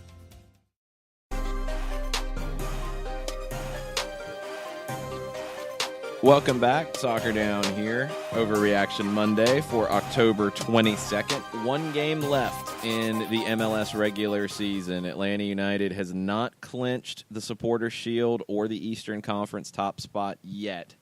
They will be avoiding the knockout round. The knockout round is not completely decided either. Montreal's still alive. DC United clinched a playoff spot yesterday, and they could actually host a knockout round game if results go their way. As we currently sit on a Monday morning, these are what the playoffs look like. Atlanta and Red Bulls with a bye. New York City hosting Columbus. Philadelphia hosting DC United. And in the West, Sporting Kansas City and LAFC with a bye. Dallas hosting RSL. Seattle hosting Portland in a knockout round game for the ages. That's what they look like right now. RSL is not in a good spot. The Galaxy get in if they beat a bad Houston Dynamo team. Columbus is not exactly safe. They have to get a win to guarantee their spot. They host Minnesota. You would think that's a winnable game, but you would have thought going to Orlando was a winnable game too. Columbus with a draw or a loss and a Montreal win, and the Impact get in as the number 6. Philadelphia is not guaranteed to host a playoff match. They could also move up to the 3. NYC is not guaranteed to host a playoff match. They could fall to the 5. It's chaos in the playoffs right now. The Western Conference, same thing. Kansas City went into Dallas yesterday and made a statement.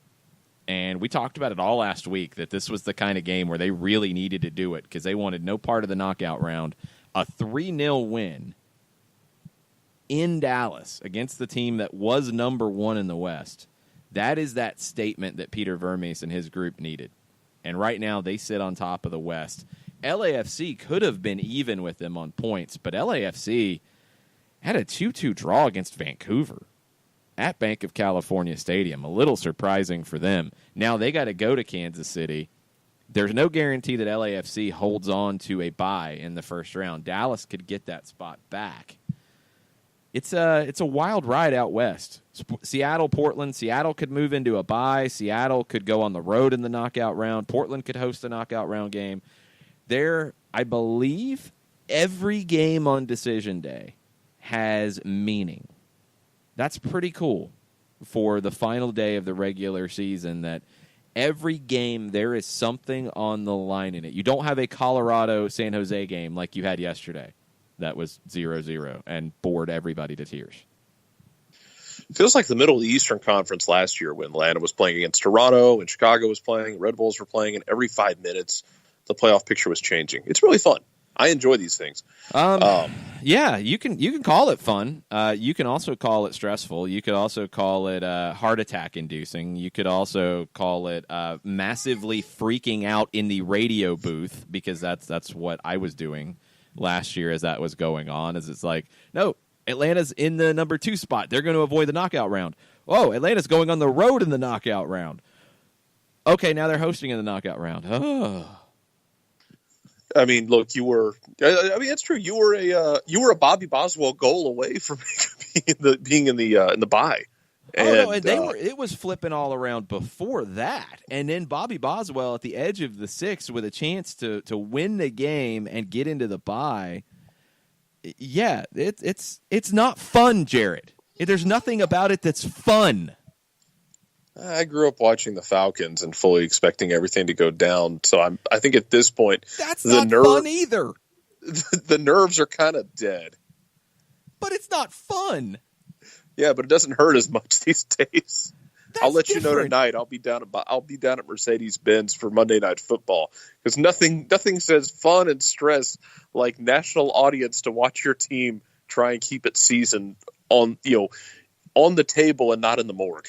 And that's, yeah, I mean, that's where we're at. That's the thing. And it's what I love about it, but I love that it's not fun.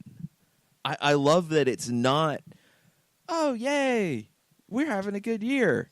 It's going to be the playoffs. Yay. I love that it's like, oh, my God, we might have to play this team. Or, oh, no, this might happen. Or, oh, we might not win the Supporters' Shield. I like that there is this, oh, I'm a little scared.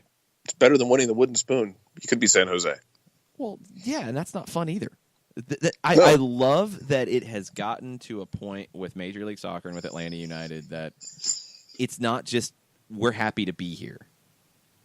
I like that there's some tension. I like it. It's a good thing. And that's, to me, you start with fun, and when it gets to be tense and when it gets to be meaningful and when it gets to be, man, I don't know if I'm going to be able to eat a normal dinner after this because I'm so stressed out. That's what the sport is. That's what sports is in general, but I think that's especially what this sport is. And I love that is where Atlanta is and where this fan base is around the region following this team. I love that it means more. To steal the SEC's tagline, I love that Atlanta United and these games and these results mean more. It just means more. It does. Do we get the cool commercials with it? No. Not the woman walking on the beach. She was very pensive in those ads. The only way that commercial could have been better is if she was standing outside of the Floribama. Oh, no. No. What's wrong with the Floribama? There's a lot of things wrong with the Floribama. We don't have time to get into that. It's not Floribama down here, thankfully. Go to the mullet toss, which they literally stand on the state line and take a fish and throw it into the other state as far as they can. It's like a war between Alabama and Florida. Yeah, to be the most redneck. To that level. I'm glad we're not throwing fish at each other. I'll take that. Quick side note, and yes. We can go through this very quickly. So I like what Chicago did yesterday in terms of they have talented players. They didn't always put it together, and there were frustrating times for them. What do you think they need to do next year to enter the conversation of, hey, they can be stressed out too, just like us? They need a goalkeeper, they need a center back, and they need to make a decision on Paunovic, and he needs to make a decision on how they're going to play. I think it's really down to that. The goalkeeper by committee is not going to work. You haven't had a goalkeeper in Chicago since you ran Sean Johnson out of town and said he wasn't good enough with his feet. We've seen how that's gone. It's gone badly. You've played 3 goalkeepers on a fairly regular basis this season, and none of them are at the level you need. You've played Bastian Schweinsteiger as a center back, and that's not what you need either. I think this group, if it is Nikolic up top, Mihailovic behind him, Katai on one wing, and either Michael DeLue or Raheem Edwards on the other, that's a good attacking group. Dax McCarty, Brant Bronico, that's a good holding midfield. Bronico has turned into a good pro. You get Matt Polster back on a regular basis on the right side, Brandon Vincent on the left side. These are 2 guys who were called into national team camps together. So you have talent on the outside backs. They can both get forward and contribute in the attack. Kappelhoff is a little inconsistent, but I think if you pair him with the right guy, you'll be just fine. I don't think that right guy is Bastian Schweinsteiger playing as a center back. I think you need a top center back that you need to spend some money on. You might be able to make that work with Kappelhoff next to him. Mihailovic is your number 10. You need to just play him unless you can go get a Quintero, and instead of saying, oh, we're going to get close to get Quintero, oh, no, let's drop that and go chase Fernando Torres because that's what we need. No. And you need a goalkeeper. You need a top goalkeeper. If you get that, and Veljko Paunovic commits to the 4-2-3-1 and keeps playing it and doesn't tinker, I think you have something. And I think you can decide to keep Paunovic. But the first thing you got to do is make that decision because he's not under contract next year. I would have probably said a few weeks ago, no, it's time to go. Now, man, they played hard for him yesterday. I think that you have to take that into consideration. And when he has Mihailovic, when he has DeLue, this is a team that can be dangerous. They're 2-3-1 in their last 6. That's not bad, considering they haven't really had much to play for in those 6 games. I could easily be persuaded that you keep Veljko Paunovic, but to do that, you have to go get him a goalkeeper and a center back. I don't think it works at all without those 2 additions being key.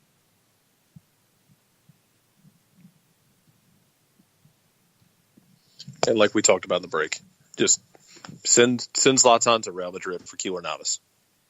Oh, yeah, if the LA Galaxy want to make that move, if Real Madrid's like, well, what are we going to do to get this deal done? It's kind of a weird one because there's not really a big market for 35-year-old or 36-year-old strikers who have bad knees.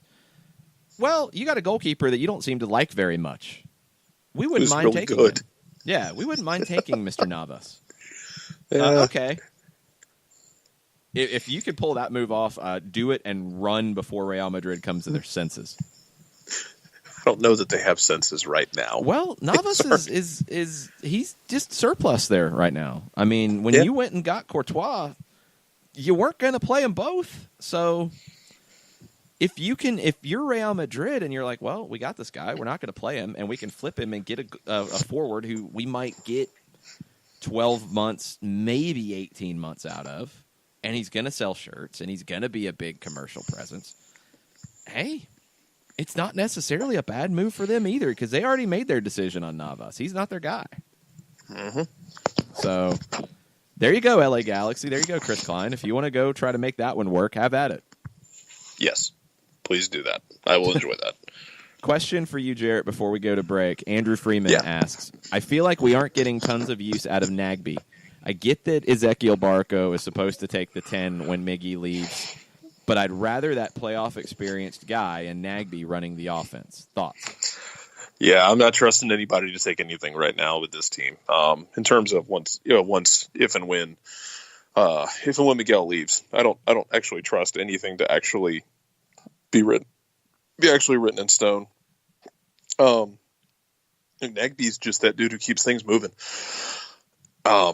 It's not flashy. A lot of times you have to dig in to see what he's done in a match because it's a lot of times it's not going to be anything to write home about in terms of the stat line. And I think you just got to make peace with that's what he's going to bring you because sometimes it's kind of weird with how he plays and how we're so used to seeing these guys just fill up the stat sheet and he fills up the passing sheet. Go back and look to his first game in Colorado when he came back from injury. But yeah, he's not going to launch the load up the stat sheet. And the best goal he had this year was discounted because Joseph Martinez was standing within 3 feet of Sean Johnson, and Sean Johnson got bailed out. Yeah, because Gressel cut the ball back instead of playing the run of Martinez, and Martinez's run ran him literally into Sean Johnson. So kind of a fluky thing. I don't think Darlington Nagby's a 10. I just don't think he's a 10. I think he can play it when you move things around and he's forced into that role as you make substitutions. Like yesterday, we saw him on the left wing because of the way the game shifted around with subs. I don't think he's a 10. And I think Portland fans would probably agree with that. I think that was one of their major frustrations is you look at his ability and you're like, wow, he's a perfect number 10. He doesn't play that way. It's not his mentality. I think I think we've gotten a lot out of him. I just don't think it shows up as well in the basic stats. You look yesterday at how many times Atlanta United was in trouble, under pressure. They found Darlington Nagby, and he just would do something that looked so easy and so effortless, but he would beat 2 defenders and break the press. And that's what you get out of Nagby. He's so vital in that 8 role for this team the way they play right now. Well, the guys have talked about that yeah, when they're in trouble, they can look for him. They know they can get him the ball, and it's going to be okay. It's just get it to him in some form or fashion. If you have to blast it, if you have to just touch it near him, just give him an opportunity to get you out of trouble. And most times, he's going to get you out of trouble because he's that good in that role. We're going to take a break, come back, more reactions after this. Stay with us. Sweet strawberry icing. You're in Goodwill, and just past that vintage denim jacket you spot miniature donut earrings. You lean in. Ah, That's the scent of shopping success. Because at Goodwill, every item you buy funds local job training and more. So bring home those donut earrings and bring home so much good to your community. Goodwill. Bring good home. Brought to you by Goodwill and the Ad Council. Soccer Down Here is sponsored by Appolinsky & Associates, LLC, personal injury lawyers with over 30 years of experience. Call Steve Appolinsky at 518-350-4231 or email him at steve@aa-legal.com if you need help with a wrongful death or serious injury matter. Steve Appolinsky is rated one of the top 100 trial attorneys in Georgia, recognized as legal elite by Georgia Trend magazine for being one of the most effective lawyers in Georgia. Hamilton was adopted from a rescue in 2008. He really likes to be around people. I get out my mat and I'm doing a downward dog and he's underneath. He's quite the pug about town. He gets invited to a lot of parties. He knows he's a pretty big deal. Look at this little face. How could you not love him? Hamilton the Pug, Instagram star and shelter pet.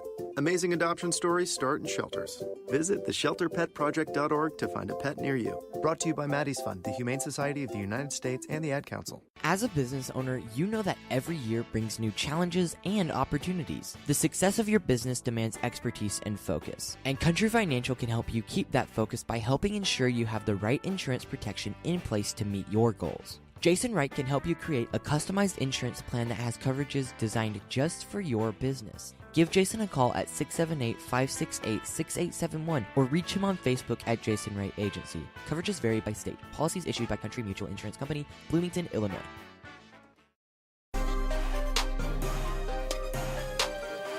And we're back. Overreaction Monday. Soccer Down Here. All kinds of reactions. We're trying to get to as many of them as we can. Katie Weaver says, regarding the formation, Gressel worked hard but doesn't seem as effective centrally. Did he move around as the game went on? He did. He moved out wide to the right when substitutions happened, when Barco and Carlton both came off. Gressel moved out to the right, and I thought he was more effective there. I'm not a fan of Gressel in the middle. I'm not, and it's maybe more so because I think he's just so much better on the right side. I think he's an all-star in this league out wide, especially in the 3-5-2, but in a 4-2-3-1, either on the right wing or as a right back, I think Gressel is better than he is centrally as an 8 or a 10. And I thought he struggled to find an impact on the game in the first half. I mean, I'll buy that for $1. It's just it's kind of I think he looked better. If we're going to find a ceiling with this, he looked better than he did last year when he was asked to play the middle. Like, I think back to that game in Seattle last year where it was just bomb scare after bomb scare. But, yeah, I think his niche is playing on the right side where he's an absolute terror for anybody in this league to have to deal with. And I like that he moved around. That things weren't working, and he even before the personnel change, I thought he was trying to move around, trying to find space. He wasn't just sitting there like a bump on a log. So I like that he was willing to work and try and find the space. It just wasn't necessarily working in terms of trying to get everything to combine. But that's okay. Sometimes everything tactically doesn't come off perfectly well, and if you still win, that's a good day. All right, let's get into the coaching stuff because we have more rumors, we have stuff, we have things happening. Atlanta hosted a number of major South American journalists this weekend. And one, they were raving about the training facility, raving about the city, the atmosphere, the stadium, all of that. Smart move by Atlanta, smart move by Major League Soccer to welcome them in. With that, you've had lots of talk. The Mexico rumors continue. No real progress on that at this point. You're starting to see some different reports that I believe AS in Argentina has now said that Guillermo Barros Schelotto could be a possible replacement for Tata Martino if he takes the Mexico job. Gabriel Meluk, one of the leading journalists from Colombia who was here in Atlanta, also discussed that in a Periscope video. Would make some sense. The Martino stuff is still being talked about as Mexico is a strong possibility. some comments that came out in Argentina over the weekend would point to maybe less of a likelihood of Tata Martino taking the Argentina job. Said that really things haven't progressed very much from when he was there before with all of the issues with the federation. So that would make you think that, yeah, it's not looking good. He talked about some of the challenges that Scaloni, who's currently managing the team on an interim basis, has had to deal with in terms of player availability. Some of the things that Martino was upset about as you were looking at the Olympics coming up in 2016, one of the reasons he left. So we're still basically where we were on Friday with the rumors and such. What do you think, Jared? I don't know what to think about the managerial talks at this point. I mean, yeah, I really don't know what to think. It's at this point, it's just chaotic trying to figure out, who's going to do what, who's going to land where. We've gone over this in South American with the rumors. They can be very hit or miss. So I don't know what's real. I don't know what's not. I forget whose tweet it was saying that Tata's been keeping Atlanta up to date on where he sits with all these discussions. That I completely believe, just because we're seeing all the rumors. If he's going to leave, Atlanta's got the manila envelopes with the names, and they're going over everything. We just have to wait and see at this point. I know that's not the answer people want, but we just kind of have to wait and see. Yeah, I don't think Atlanta United is going to be taken by surprise here. I don't think anything's going to catch them off guard at this point. Do we know where everything stands? No. And I don't think we're going to until the deal's done. That's generally how Atlanta United operates. Think about it with transfers. They don't talk about potential player deals until they're done. I don't think this is going to be any different. So this is a big week for the Copa Libertadores in South America. It could be a big week in some ways for Atlanta United, with Pity Martinez playing for River Plate, Schelotto managing Boca Juniors. There's talk that Guillermo Barros Schelotto will not have his contract renewed at Boca Juniors unless he wins the Copa Libertadores. Then it might be a different conversation. There's talk that Atlanta's already talked with Schelotto. I don't know about that. I don't know if that's the case or not. I've also seen an interesting Twitter thread from our associate producer emeritus Jay Riddle and Devin Ferreal going back and forth about what it looks like.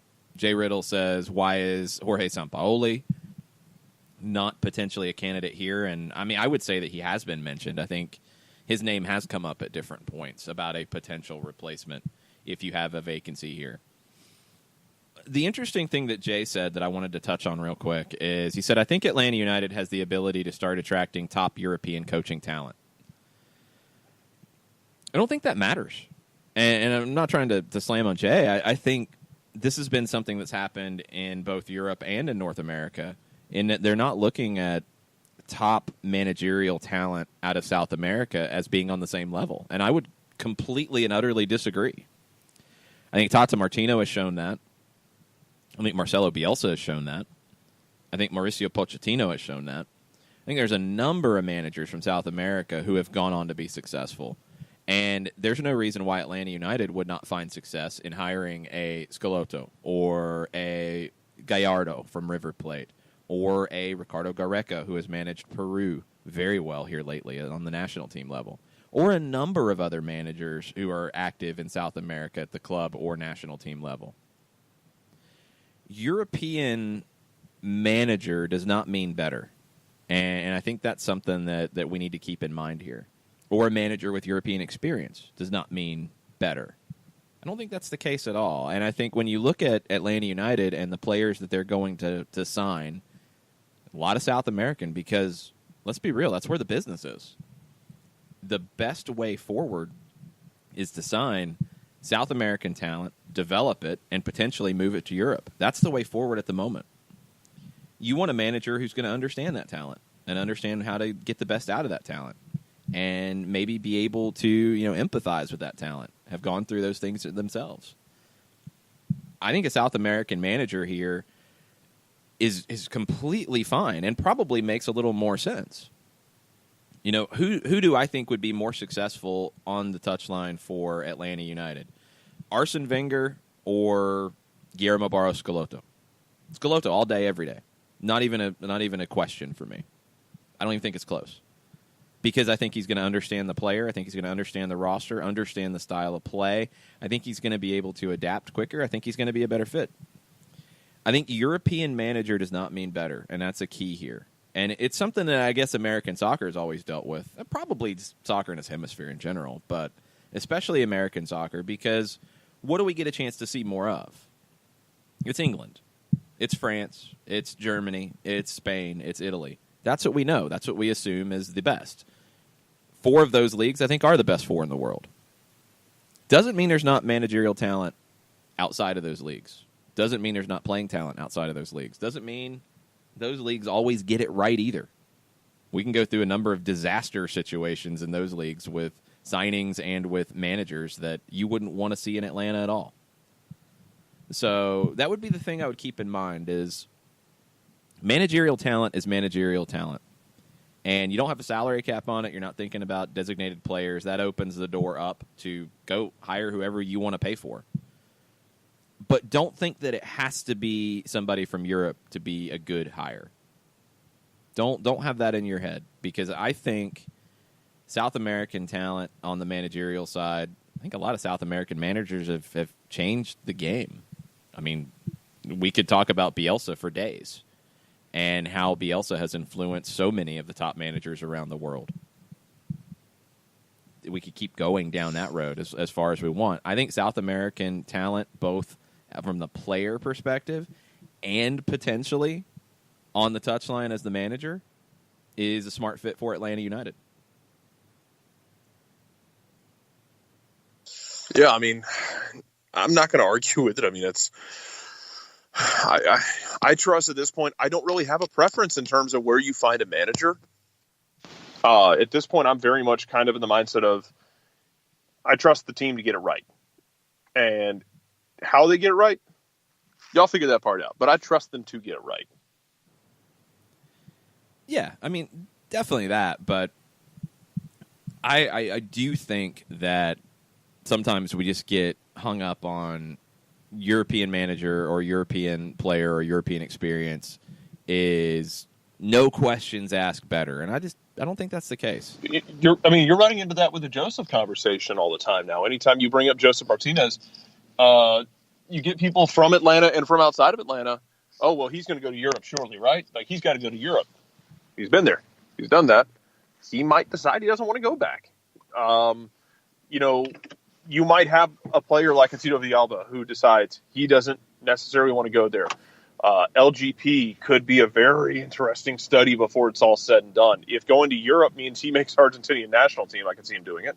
But there's no guarantee that guys will view it as the end destination. I know this is what we talked about for a while with Atlanta United, that you want it to become – you don't come to Atlanta to be a bridge. This isn't the bridge across the river Styx to Europe. This is the destination.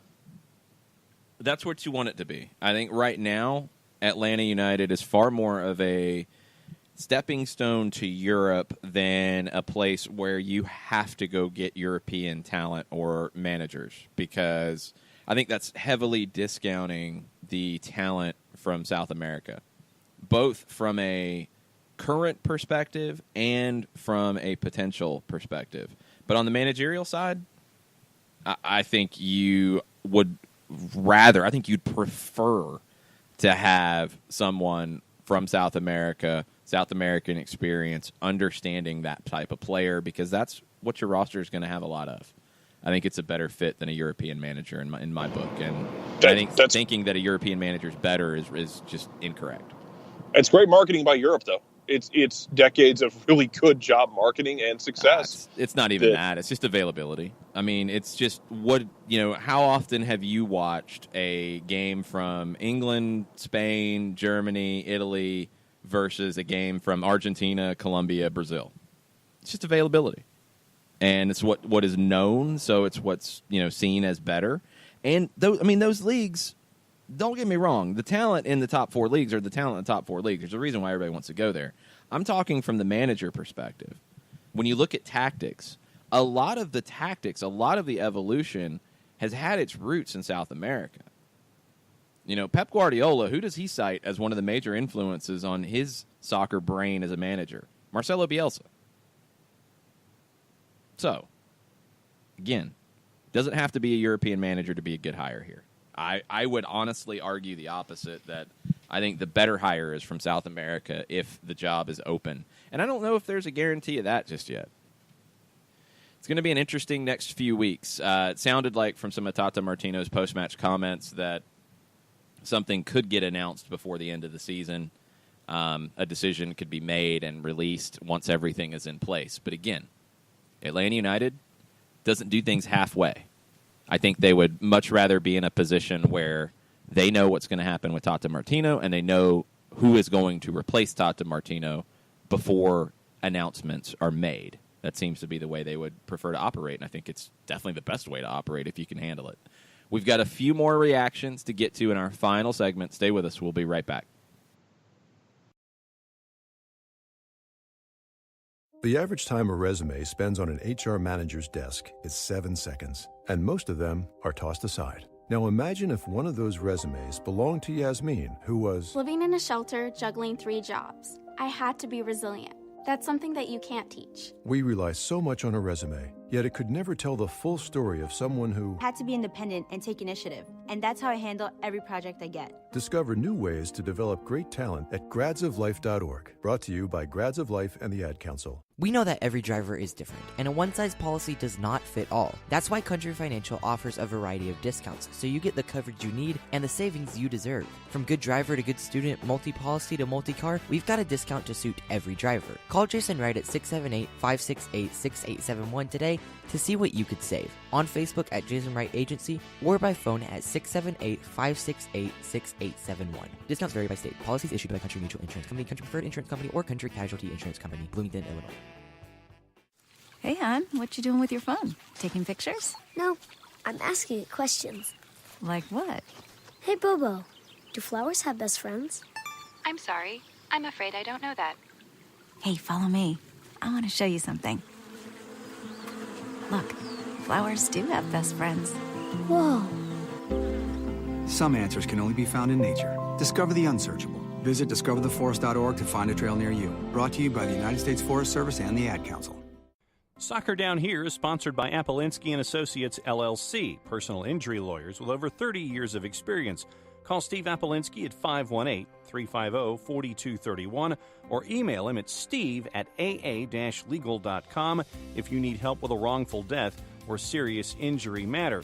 Steve Appolinsky is rated one of the top 100 trial attorneys in Georgia, recognized as legal elite by Georgia Trend magazine for being one of the most effective lawyers in Georgia.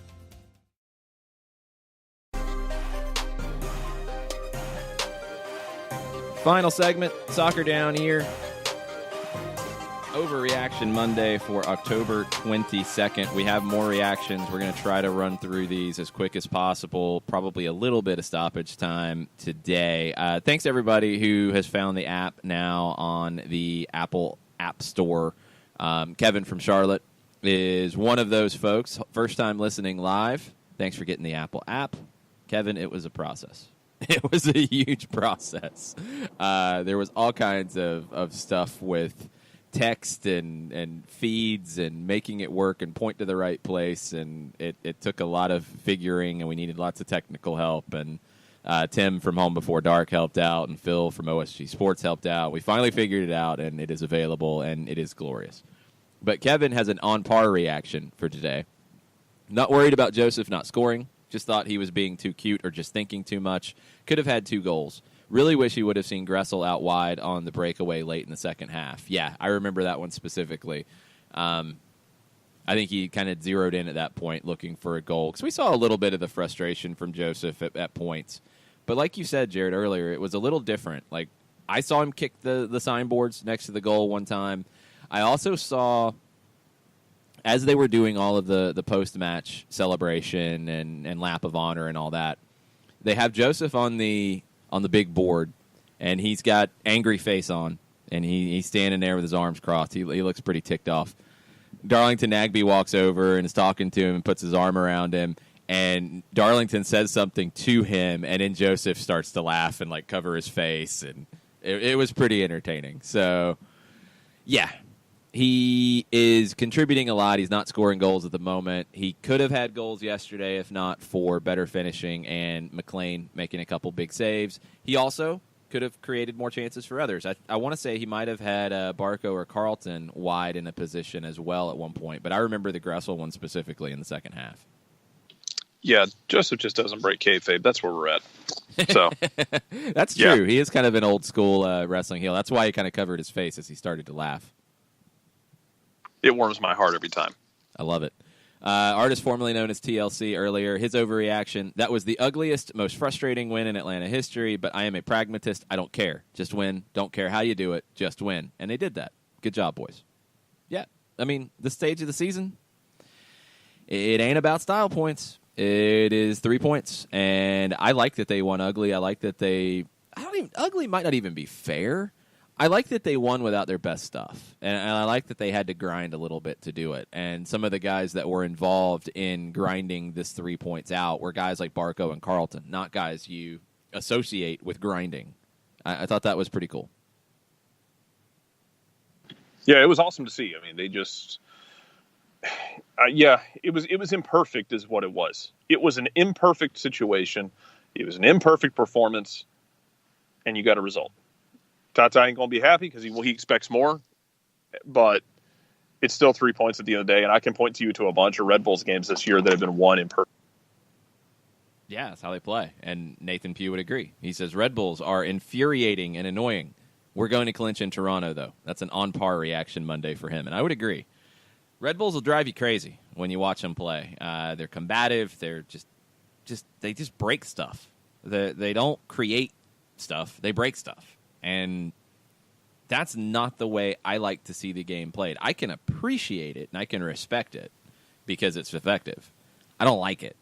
And I like a team that tries to play the way Atlanta tries to play. And I like that Tata Martino wanted more and wanted a better performance. The Red Bulls are absolutely infuriating and annoying, but they could be the best team in MLS history if they win and Atlanta does not in Toronto. Yeah, that's pretty cut and dry at this point, I think. So, yep. Good on them. I mean, I keep going back to the New England game last week and watching New England press and then just drop Atlanta players like it was a 10-round fight.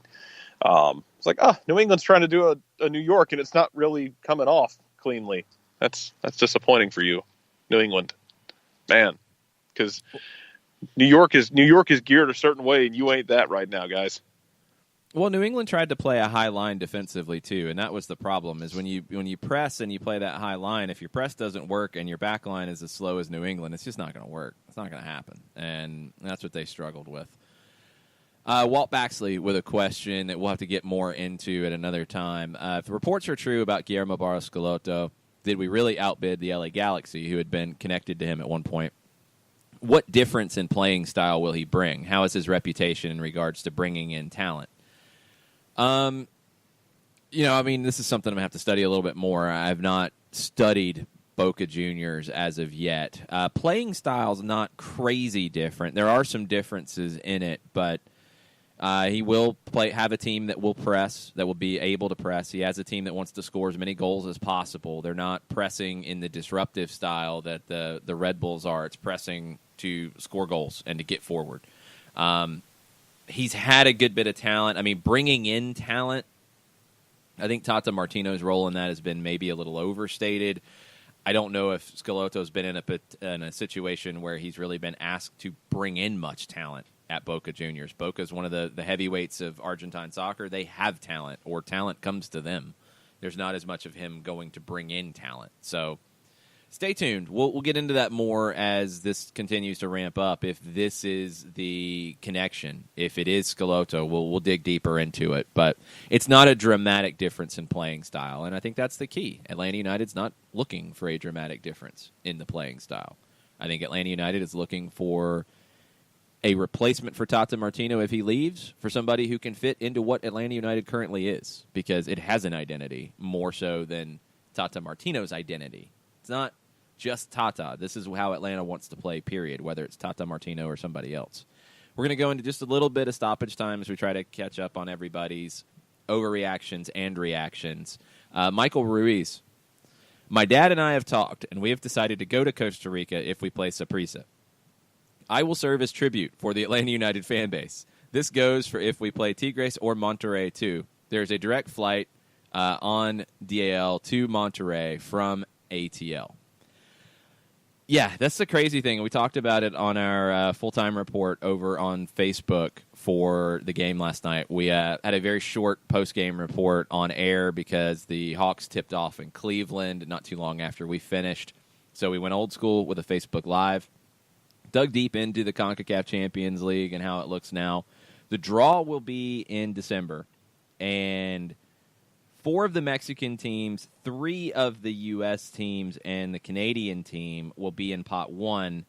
1 of the U.S. teams will be in Pot 2, and they will be in with Saprissa, Alianza from El Salvador, Gustayoya from Guatemala, Marathon from Honduras, Independiente from Panama, the CONCACAF League champions, which I'll see who that could be, and from the Caribbean, Atletico Pantoja from Dominican Republic. The draw will be in December, and it's going to be crazy because Atlanta United will be playing competitive matches in mid-February and potentially be in anywhere of Costa Rica, El Salvador, Guatemala, Honduras, Panama, Dominican Republic, or I think it'd be another one of teams from one of those countries. And then if you get to pass that round, which you should, potentially drawn with a Mexican team in the next round. CONCACAF Champions League is going to be insane, Jared. It's going to be beautiful. It's going to be fun. One of the side notes that we've talked about before, but now we don't have to talk about it theoretically. It's real. Your transfer window just got smaller in terms of making these moves, in terms of people moving in and out. Your personnel decisions get a lot faster right now because you want everybody ready to go because you're going to need a full complement of players for these plus early season games and league play. It'll be really interesting as well when the MLS schedule comes out to see how Atlanta's schedule looks because this schedule was very friendly this year in terms of your road trips. I'll be very, very curious what that looks like and see how Atlanta balances their schedule because if they make a run in CONCACAF, that may come at the expense of some league games. I think people need to be prepared for that. But first and foremost, your transfer window, it just got tighter because you got to have guys in and ready and training, and you want to get business done on the front end of the window, not the back end. Yeah, it's going to be massive. According to the way the pots and rankings and slots are constructed, Atlanta United would be in Pot 1. There's no chance of them moving into Pot 2 and being drawn with a Mexican team in the first round. So you would be looking at Atlanta United potentially going in with the teams we just mentioned. So you're going to get a Central American team or a Caribbean team in the first round in a home and away starting in mid-February. It's going to be bonkers. I can't wait. You think the Red Bulls or Colorado can be a frustrating team to watch play and the way they play, disruptive type of style? Wait till you see some of the teams from Central America and have fun with that. I can't wait for overreaction Thursday or maybe Friday or maybe Wednesday, depending on when the game, where it slots in the schedule after one of these games. Also, how, I get it's 2018. I can't wait to find out how we're going to have to watch some of these games because it might be streamed on a Canon G30. I mean, no, it won't be that. Not for Atlanta United, not for the fan base that Atlanta has. It would be on Univision Deportes or Univision, I think, at a minimum. I think the question is going to be, with Atlanta now in the tournament, what happens in terms of English language rights?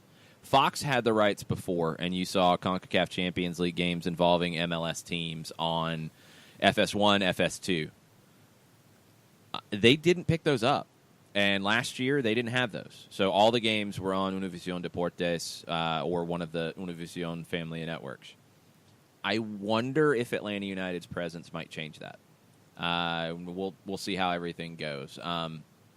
We also have some things to figure out with radio in CONCACAF Champions League. So can't wait. Hopefully this is going to be a go and we get it all sorted out. And Mike Conti and I are calling CONCACAF Champions League from Central America or Dominican Republic. That would be a lot of fun. And we can play the game of how much tequila can John Michaels drink in Saprissa. No, that's a frightening game. That's no good. That's a scary game. Maybe for you. Yeah, it would be for me if I'm there and having to deal with it. That would be frightening. No, it would definitely be frightening. I think that is it. I think we've hit everybody's reactions. If we missed it, tweet at us. We will yell at me, and we will tweet at you and give you a reaction on Twitter. Most of them in GIF form, honestly. At least I probably will. That's usually what I go to, but I will try to give some well thought out answers as well. Don't forget, tomorrow evening, 7 o'clock, myself, Mike Conti, Jimmy Vance, Kelly Francis will be joining us, and we are waiting on our official announcement from Atlanta United about the guest from the club. But we will be at Fido Irish Pub in Buckhead, 7 o'clock for Stoppage Time Live. It's our first Stoppage Time in front of a live audience. You can watch on Facebook.com/929thegame. You can also get more if you are there. We will have giveaways. We will have a Q&A after the stream ends. If you have all kinds of crazy questions you want to ask us, we are there for you then. So, please join us. This is something we're going to do for the rest of the Atlanta United season in 2018, and something we will do, hopefully, if all goes well, for the whole 2019 season. Stoppage Time Live starts tomorrow, 7 o'clock, at Fido Irish Pub in Buckhead. Join us, please. We will see you then. I think that's it for us today, Jarrett. Mucha plata, y'all. Mucha plata, y'all.